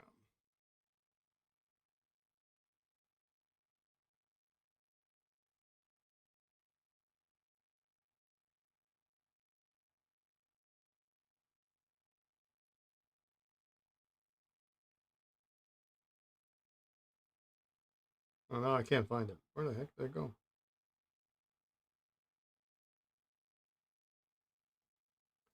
Thin wire ring on the cap. Yeah, I think it's a. You do know one pen your brother wants, but it's outside your budget? Outside his too? He needs something special. He needs something special. We need to find a way to make it happen. What is it? If you say it's a Montegrappa, I'm just going to... It's probably a Namiki or something, right? Emperor and Vermilion. Well, yeah.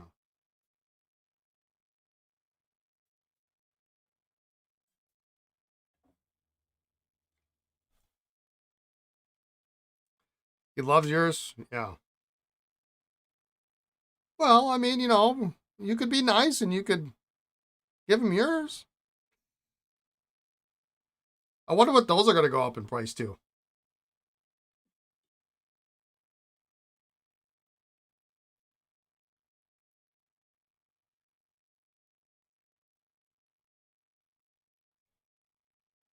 You'd win Brother of the Century if you did that. Give your brother an Emperor. I remember when Lisa and I were talking about how hard it is to get some of this Maki-A Emperors and whatnot. I said, you know what? We ought to stock. We ought to stock Vermilion Emperors. And it's a huge investment. They make them in 3 nibs. I'm almost out of... I am officially out of Q-tips. They make them in 3 nibs. 2 colors. There's there's $12,000 retail that you may or may not sit on. I'm not going to clean that one yet. Europe exclusive double broad. The one I want is the one that they make with the cap band. That one's cool. I like that one a lot.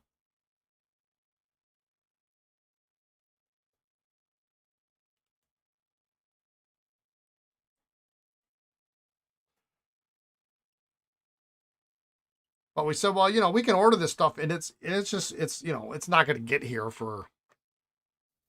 I'm just going to throw this in the ultrasonic. It's not going to get here for months and months and months. They just dropped.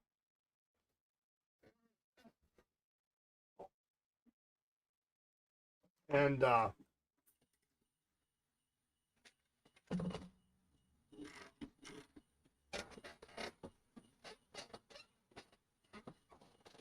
cap band and the double rod nib. Okay, I didn't see the cap band part. Yeah. And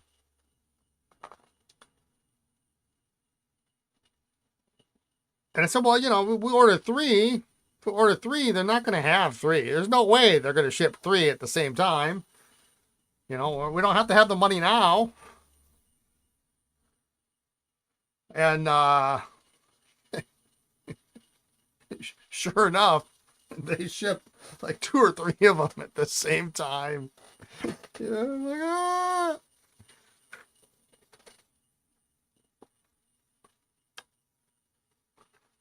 But I remember the first one we got after not having any, we sold in 2 or 4 hours, something like that. And then we ordered another one. Or another one, the second one that came in, we did order another one.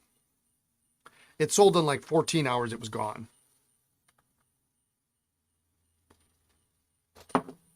And like the first 3 or 4, they all sold within, they all sold in less than a day. I mean, I couldn't keep them in stock.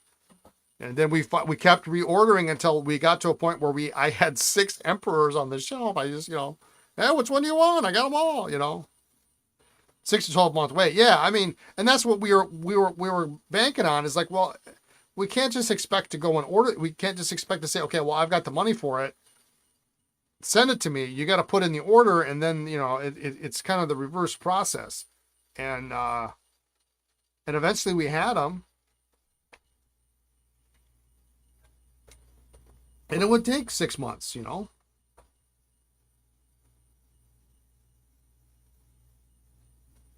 We sold, I think we sold something like four vermilion, or 4 emperors. Let's just say 4 emperors because I don't remember the colors. Most of them were vermilion. 4 of them to local Appleton area people. 4. I mean, if you've been to Appleton, it's not that big.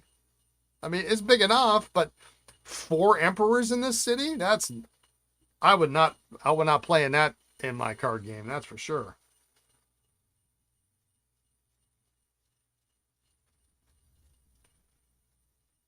Well, this one's pretty clean. And then, of course, I've told this story before. I won't tell it again. But one of them went to a local doctor, and the Emperor was his very first fountain pen. He liked it that much.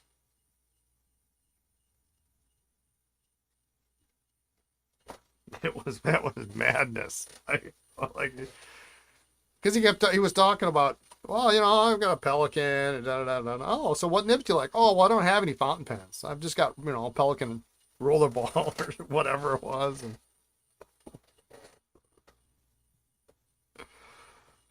what do you do? What do you do? You just started at the top. Started at the top.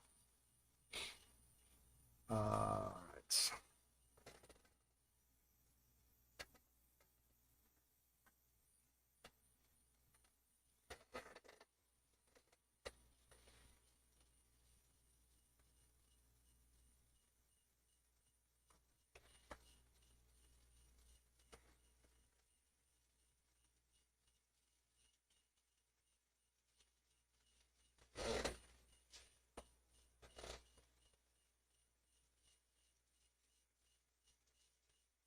Although I think one of my first vintage pens was an oversized balance, so I mean, not really the same, but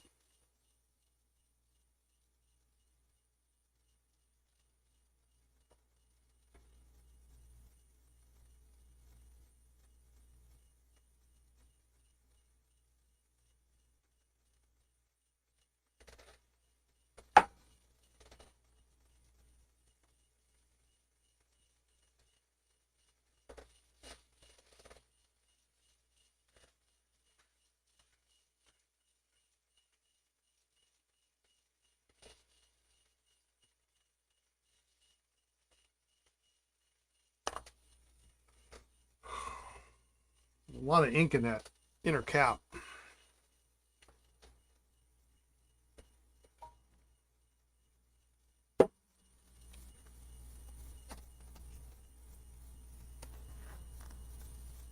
Well, the thing is emperors don't they don't really come up on the used market. It's just not a thing.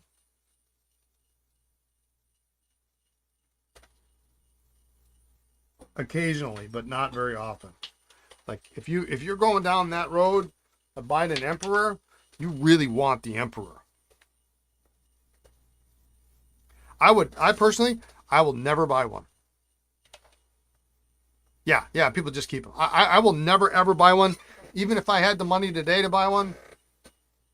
Even if it was the version with the cap band. Double broad nib does sound nice. The only kind of eyedroppers I like are the ones that were made in 1880 to 1900. Those are the only eyedroppers I want. I have no use for that kind of incapacity. It just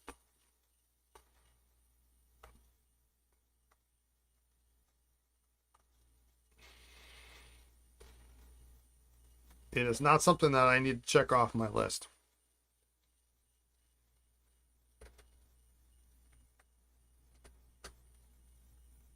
For that kind of money, you can actually almost buy I mean, not that they're available, but if they were, for that kind of money, you can almost buy a complete set of Esterbrook twist fillers. Let that sink in.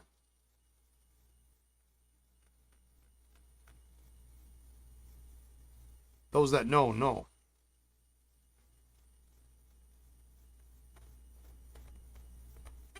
And someday that's going to happen, right? Someone's got a set.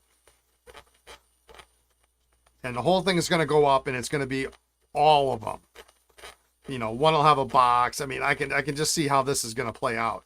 They won't sell them singly. They're going to sell all 6 in one lot.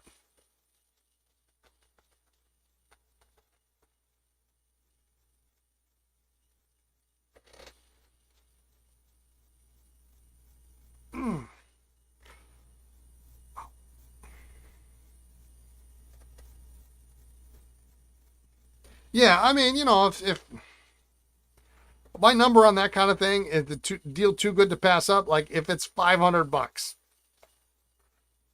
that would be my number. I mean, and it's a stupid number. No one's going to give me that deal ever, right? But if there was an Emperor for $500, I might go, maybe.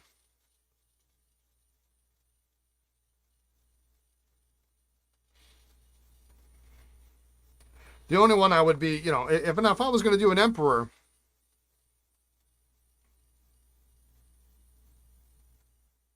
you know, maybe you're looking at,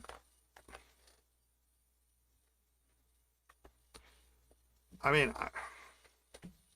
I would if money were no object, I would skip the Vermilion completely and go straight to a Mach-E, the Chinkin Dragon, or oh, is that an Emperor? I can't remember. I get something that's piece of more art than anything else, but that's different.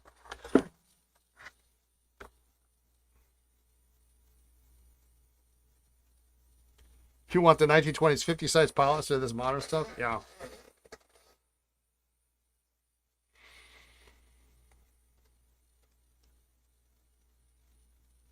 You know, the fun thing about collecting in the long run is sometimes your tastes change.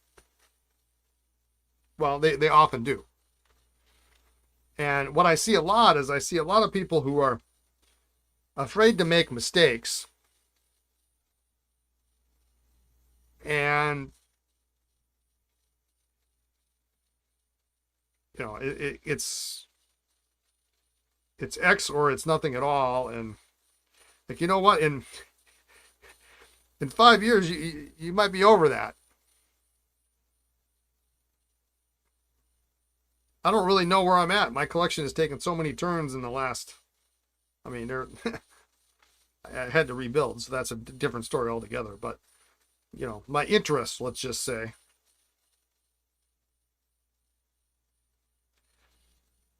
But I also play the game where I get my pens for next to nothing because I buy them in collections and then I subsidize the cost by selling everything else off, right? So, one with a broken cap and bent nib sold for $87.50 earlier this year in black. They make them in well, they're 20, so do they make them in like red hard rubber? Modeled? Mach-E? Yeah, that's a lot of bread, man. $87.50.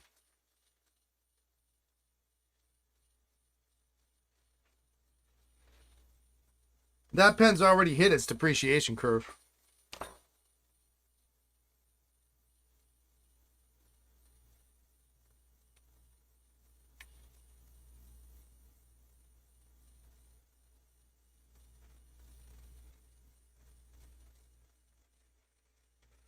An 8,000 Emperor is like black is black lacquer over ebony. Okay.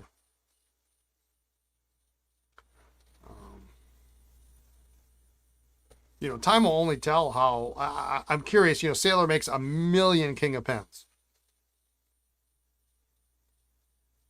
but the price they charge, I can't see. You know, what's the long-term effect of that? How are those going to play out in the marketplace in 30 years?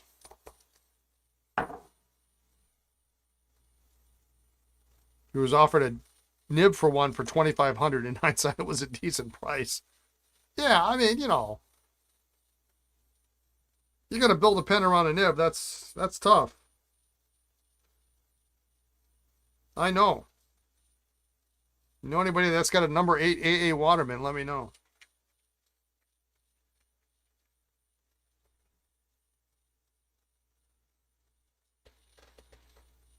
Your best learning experiences were mistakes, also your best stories. Yeah, I mean, it's rent. I always talk about it, it's rent. There are people that are just so upset over making a mistake. You see it almost every day on some of these Facebook groups and forums and stuff. And, get over yourself. You're going to screw up. If you can't do it, then, I don't know, collect baseball cards or something. Vintage is not where you need to be, or modern for that matter. All right, that looks pretty good. All right, so those guys are done now. Let's see, that can go home, that can go home. Those three are together, that can go. Good. We'll get a couple of them out of here for Christmas anyway. Yeah, the hindsight's what you get you, and you just can't do that, Yeah, the only way to not make a mistake is to have enough money to not care or don't buy anything. Yeah, that's exactly it. But you can't also do the coulda, woulda, shoulda hindsight thing. I mean, what was it, about 3-4 years ago, I was offered a prototype Esterbrook piston filler. It was super cool. Super cool. And it was like $400. Maybe it was 500. I mean, who cares at that price? Yes, please.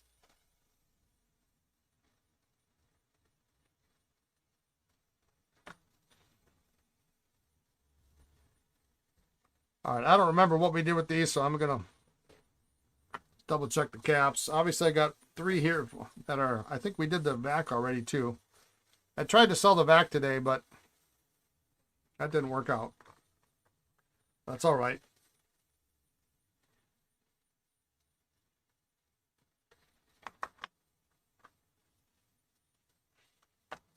I don't mind making mistakes.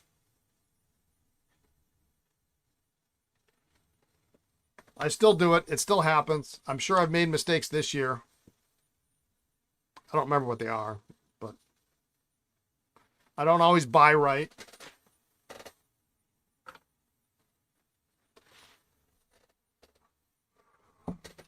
Oh, yeah, I know I've made mistakes this year. Yeah, I can think of a couple right off the top of my head.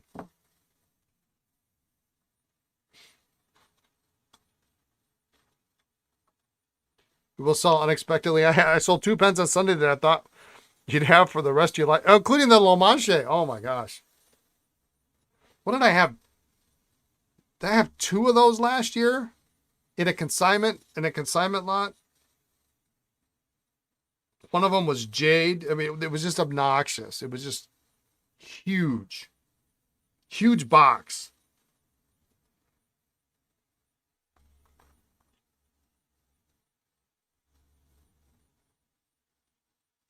Yeah, I mean, I sold 2 pens today that I don't even have on the website. It was great. I don't have to get them photographed. They're done. They're gone.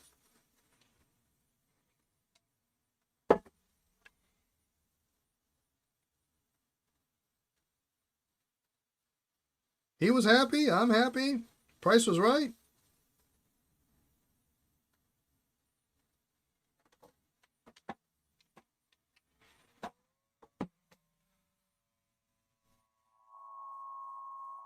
The problem with this is this barrel transparency is like really pretty perfect. It's hard to see with the light reflection. But it's also got stickers on the side of the cap, so it doesn't really fall under that user grade price.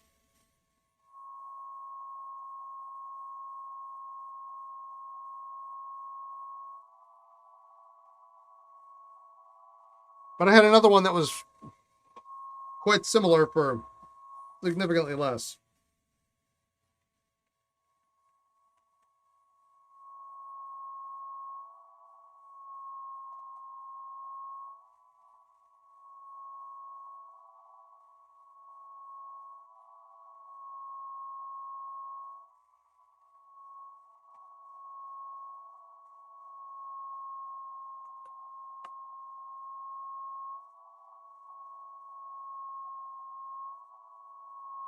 Well, that's, you know, it's a little bit of, it's got some discoloration, but it's really, really evenly done. I mean, talk about good users. Really nice barrel imprint.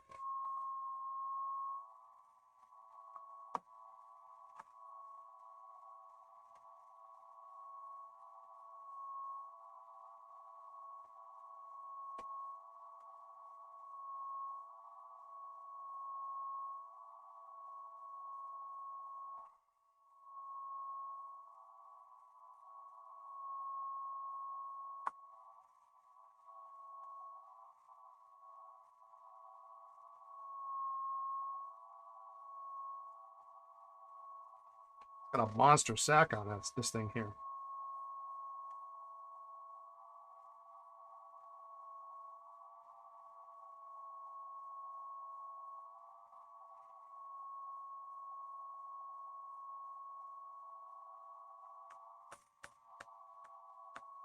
You like the early balance cut? This, yeah, this hump. I do too. Although I do like the later version that's a little more streamlined. I like that a lot. Maybe even more so on a pen that doesn't have a white dot, you know. It's so beautiful and simple. Did I? Oh, we're going to take care of this right now. This section is too loose. I need to. Yeah, the streamlined in black. Yeah. Especially if you've got like a ribbed cap band or something.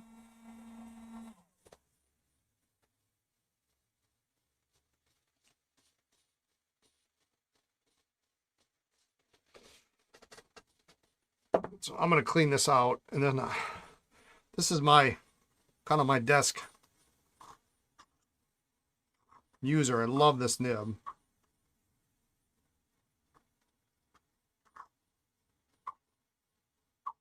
I am not going to collect Sheaffer balances.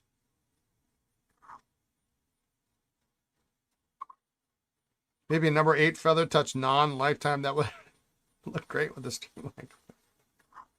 I am not going to collect balances.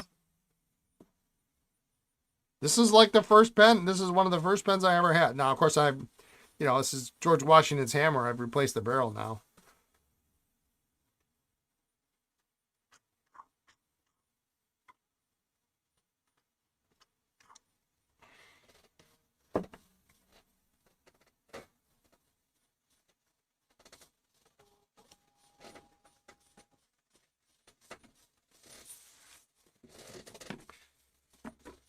But I'm tired of this section coming off, so we're going to take care of it while I'm thinking of it.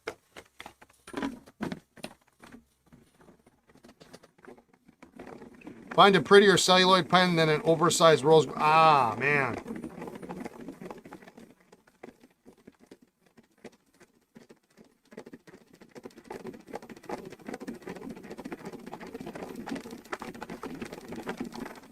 There isn't one.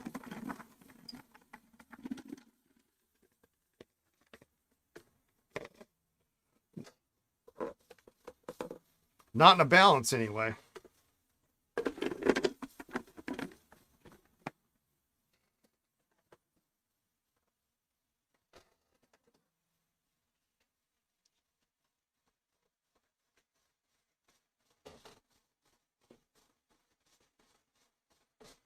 But, again, I'm not in a position to... The pens I keep, they got to be cheap. They got to be in a lot with something else.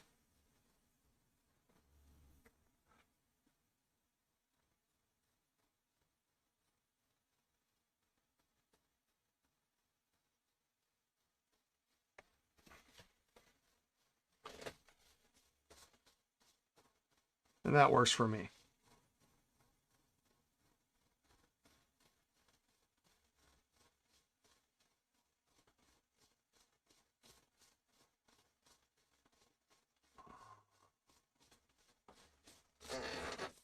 Gotta make sure this lines up right, otherwise it's gonna annoy me every time I use it.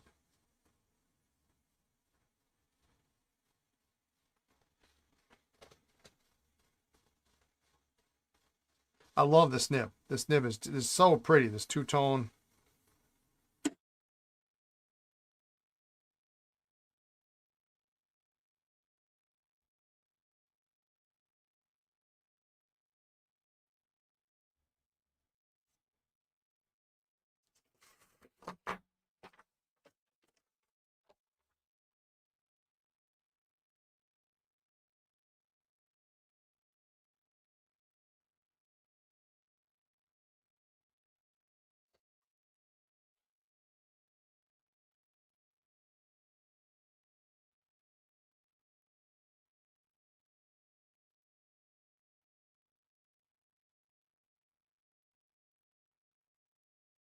I think that's right.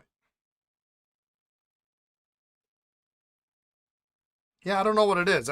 If the stripes go the lengthwise down the barrel, I'm all over it. Vacuum addicts, no interest.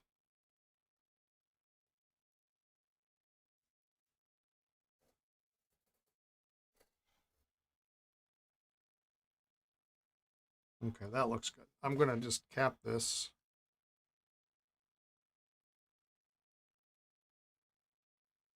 I don't have to worry about it. I've been meaning to do that for a long time. I guess we can ink these guys up now, huh?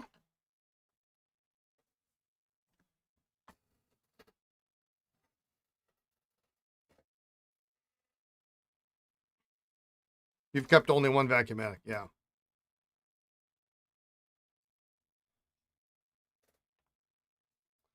Yeah, I've got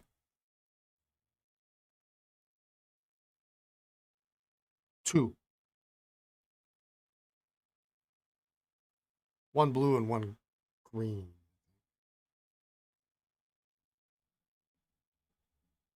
The green one was the only reason I kept a green one.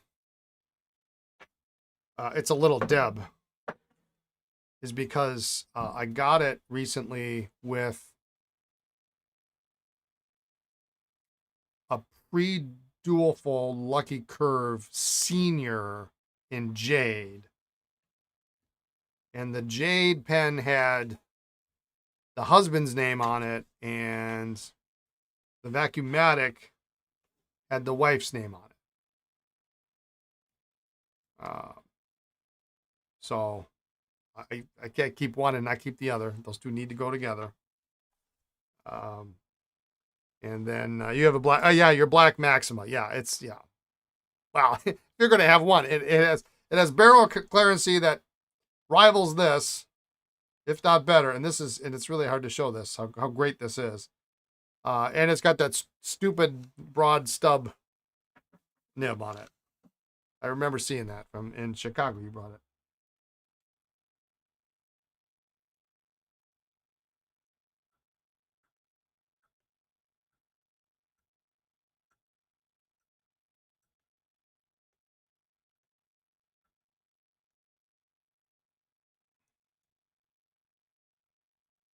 And I'm not sure why I have a blue double jewel junior. It might even be Canadian. I don't know why I've kept it. I like blue.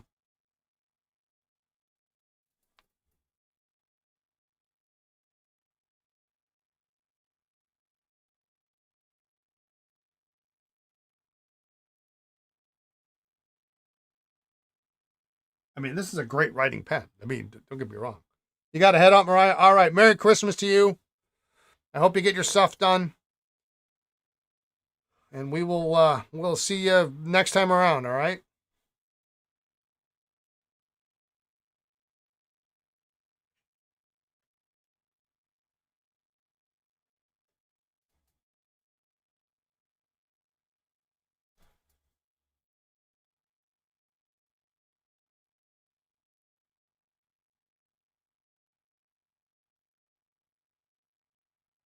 Indeed.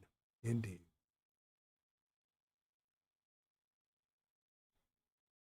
This is a junior.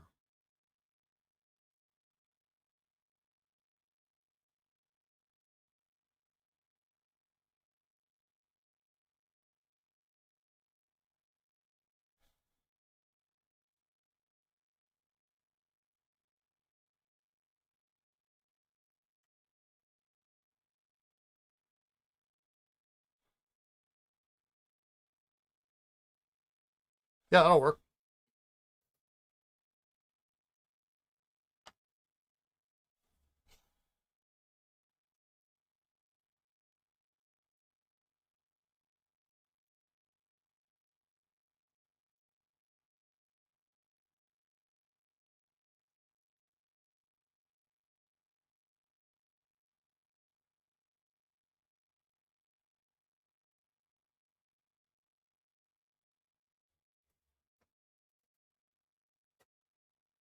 All right, Hans, you got to go. All right. Have a Merry Christmas. You'll let me know when you open the package. I bet you will.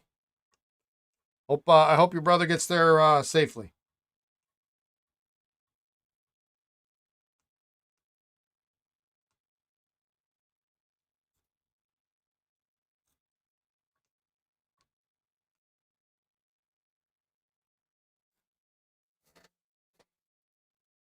Yeah, we're going to ink these up, and then I think that's going to be the end of today. I'm going to see if this, did I seal this barrel? I don't think I did. Oh, oh. Good. It's way easier to do this.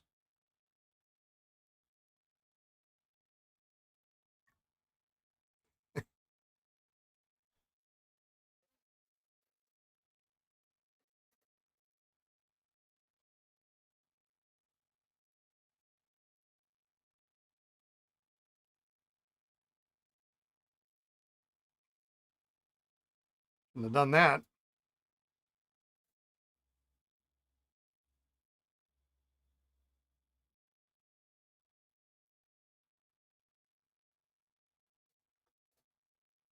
At least it wasn't ink, it was water, it looks like.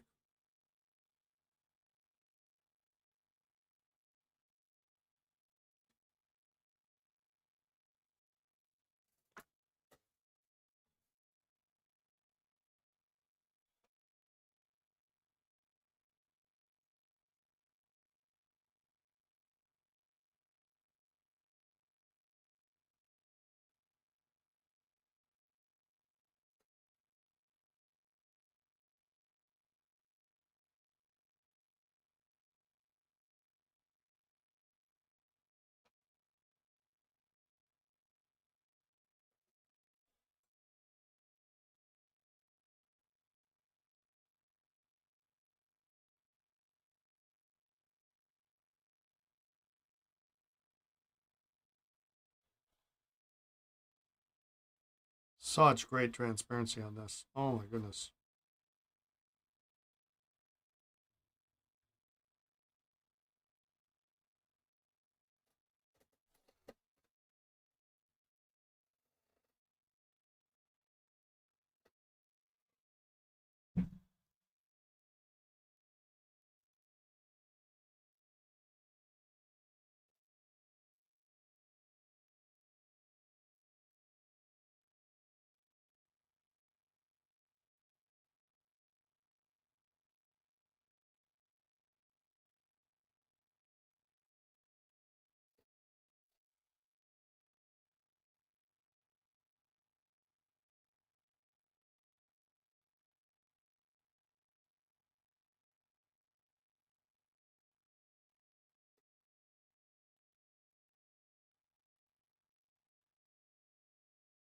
Such a nice pen. Oh my goodness.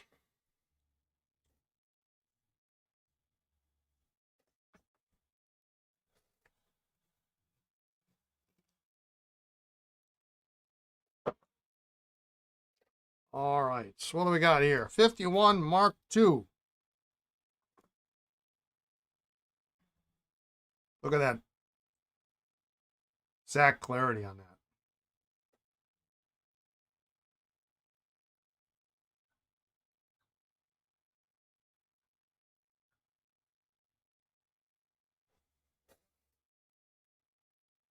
Four times. That was all it was needed, just like it says.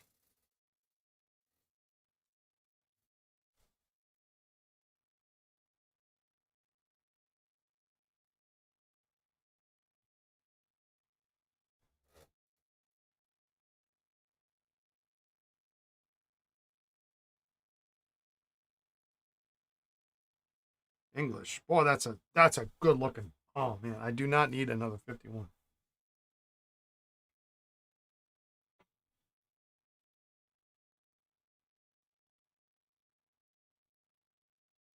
Oh, that's nice though. Oh my goodness.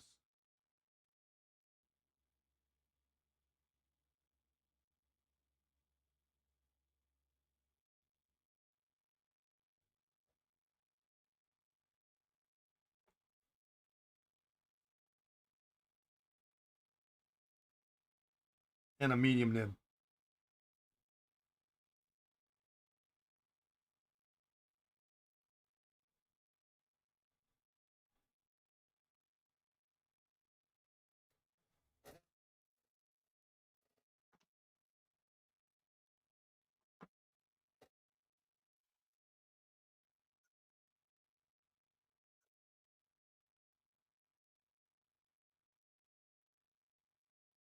I think I was told this was new old stock, but as I recall, when we flushed it, it had a little bit of ink residue in it, so it was not inked much.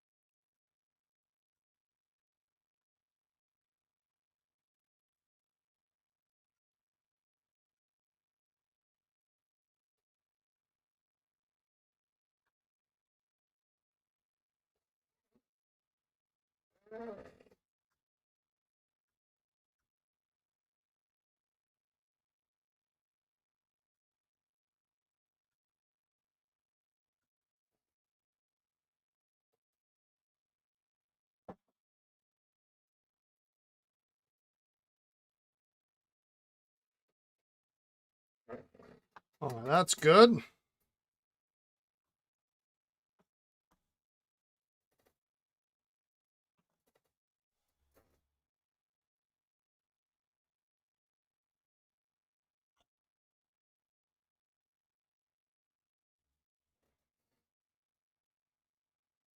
Nice early flat feed, super sexy looking.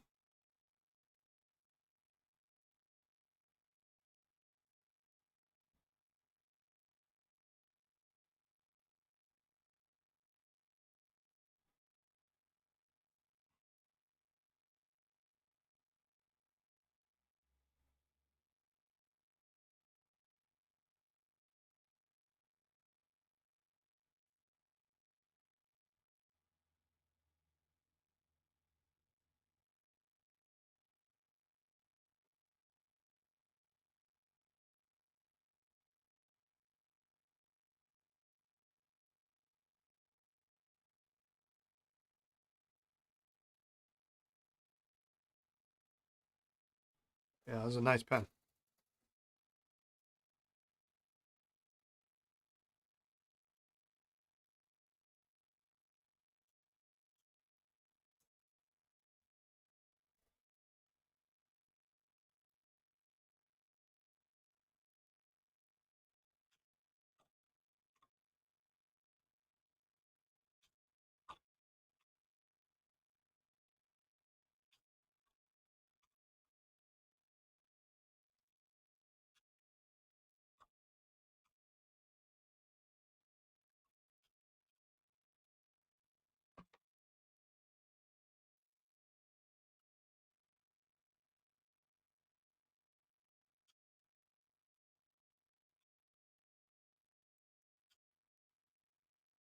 Near perfect form factor, I think.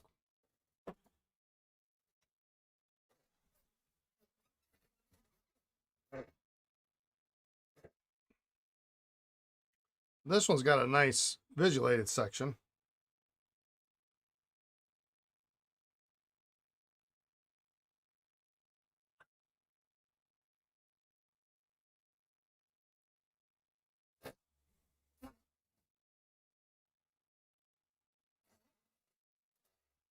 See if I can get all 5 of these on one page here.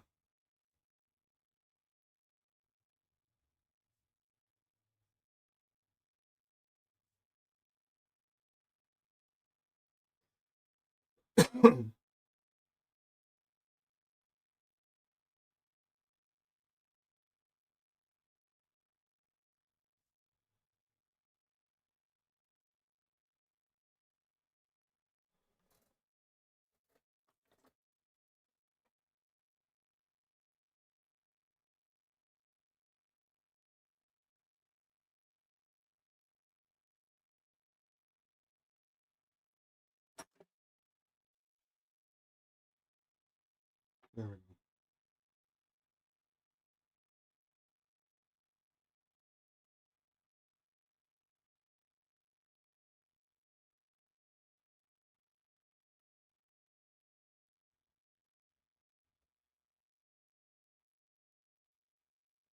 A little bit of feedback, but nice. Real nice. Nice full comb feed.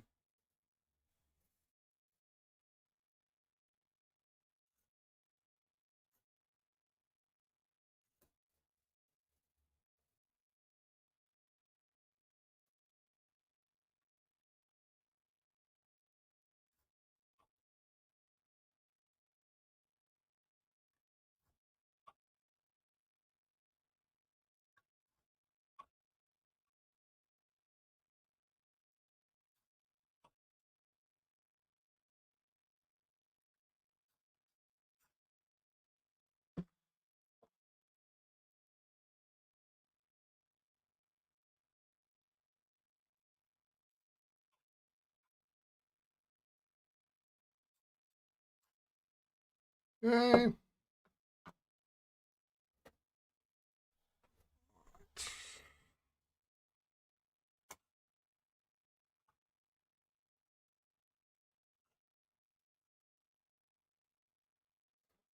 This thing's drinking ink like it's at a college frat party.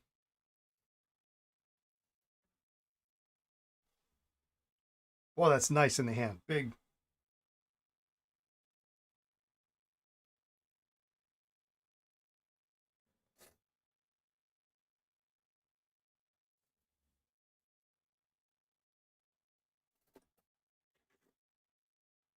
Little piece of stuff in the.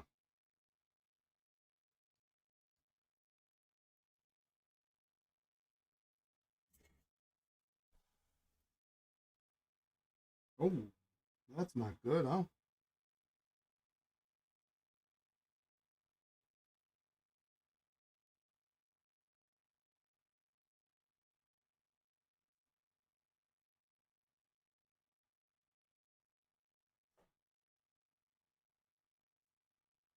I wonder if that was because I was.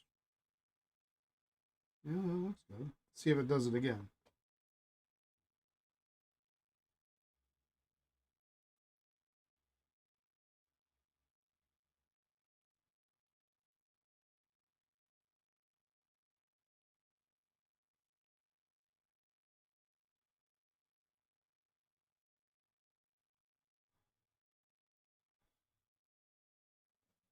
It could have been because I was going in here, pushing up on this, and ink was pooling maybe. There it did it again.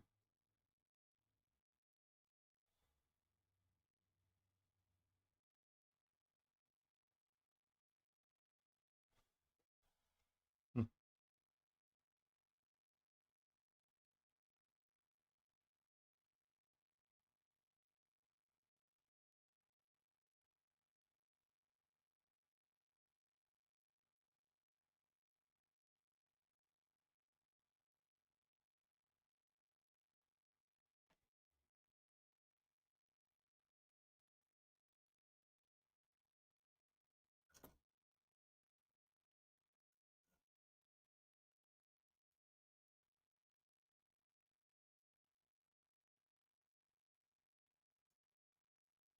So it's got a flat feed. It doesn't have anywhere for the ink to go. So I'm going to redo this.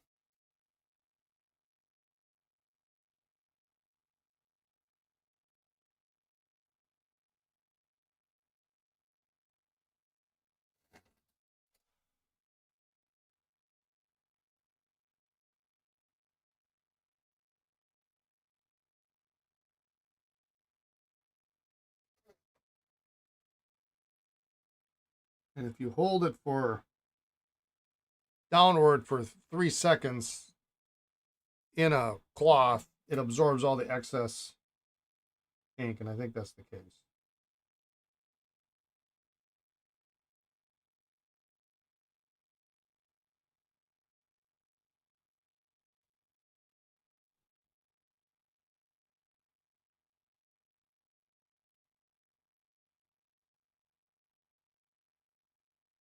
Yeah, there's no pooling anymore.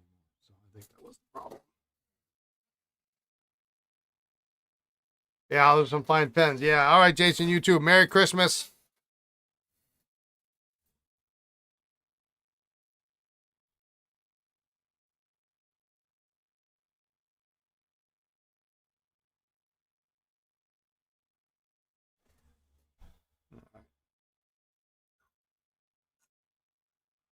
Let's clean these up. Spin them out. Oh, that 51's nice. I like that 51.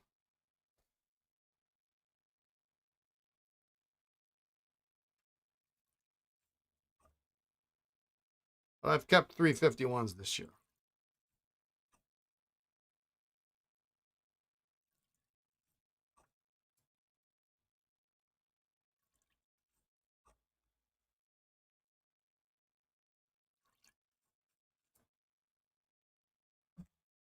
It's 3 more than I probably should ever keep.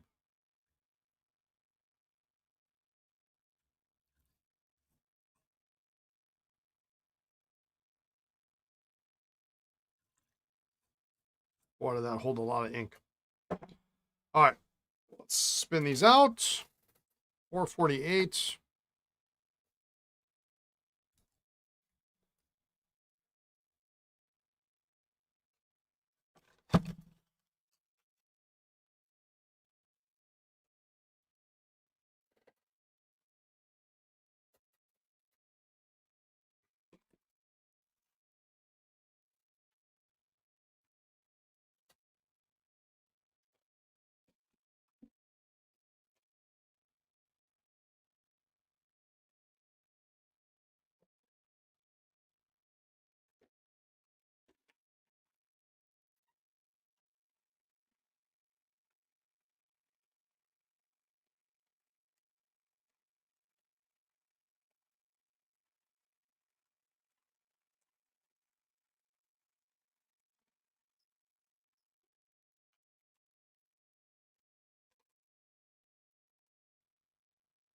Beautiful.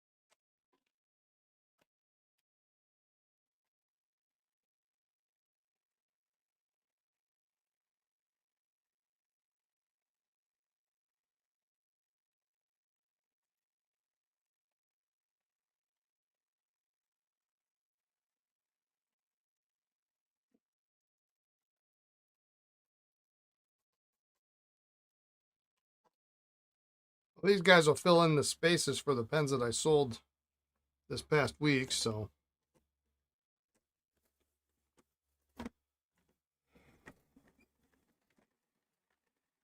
least I'm keeping ahead of the game.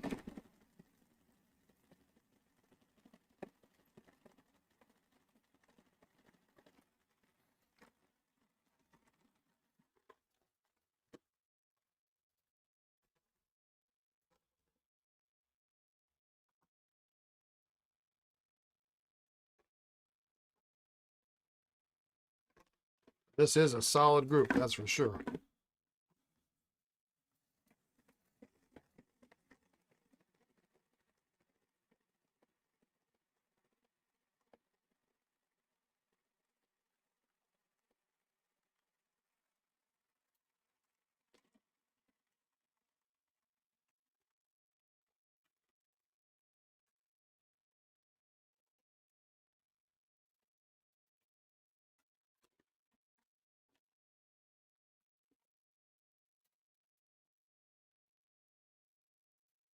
All right.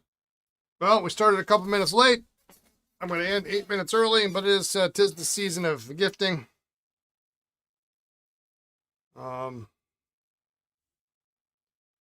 will, I got some ink samples to do. I'm here for another hour and a half, so while Lisa finishes up her last full day of the week.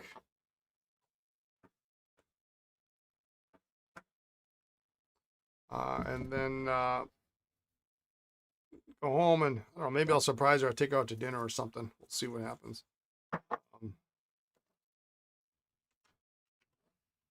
But yeah, that's some good progress. I don't, that diamond metal is really a weird thing. I just don't know.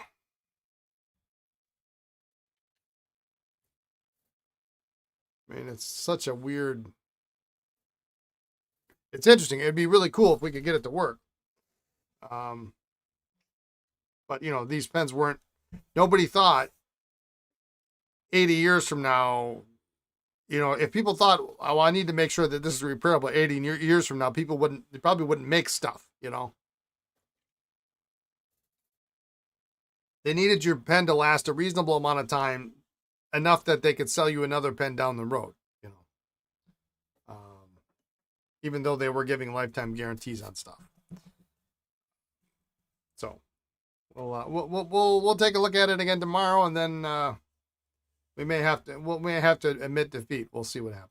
So, but anyway, thanks everyone for tuning in. I'm going to step out and get back to some other work. It was a busy day today. We had TWSBI Obsidian. So if you ordered TWSBI Obsidians, they shipped out pretty much. Yes, everybody's that came in since Sunday. Those Sunday and Monday, those all went out today. So your Obsidians are on the way. I think there was one or two that came in today after the mail picked up. So those will go out tomorrow. And we are shipping tomorrow and Friday and Saturday as well. So just so you know. But yeah, all that stuff is going out. But yeah, I did that, and that took a long time. I did most of that yesterday, and then today, it was a lot more of that, and so I didn't get my ink samples done, which I've been putting off because I got to get in the mood to do. I've got 21 bottles of ink to sample up, so they're not too bad. That's 600 milliliters at least. 650 milliliters of ink to sample up. So anyway, that's it for today. Thanks everyone. Thanks for tuning in. Have a great evening, a great morning, afternoon, wherever you are in the world. And as always, be kind, be well, and we'll catch you tomorrow. All right. Take care, everyone. Bye now.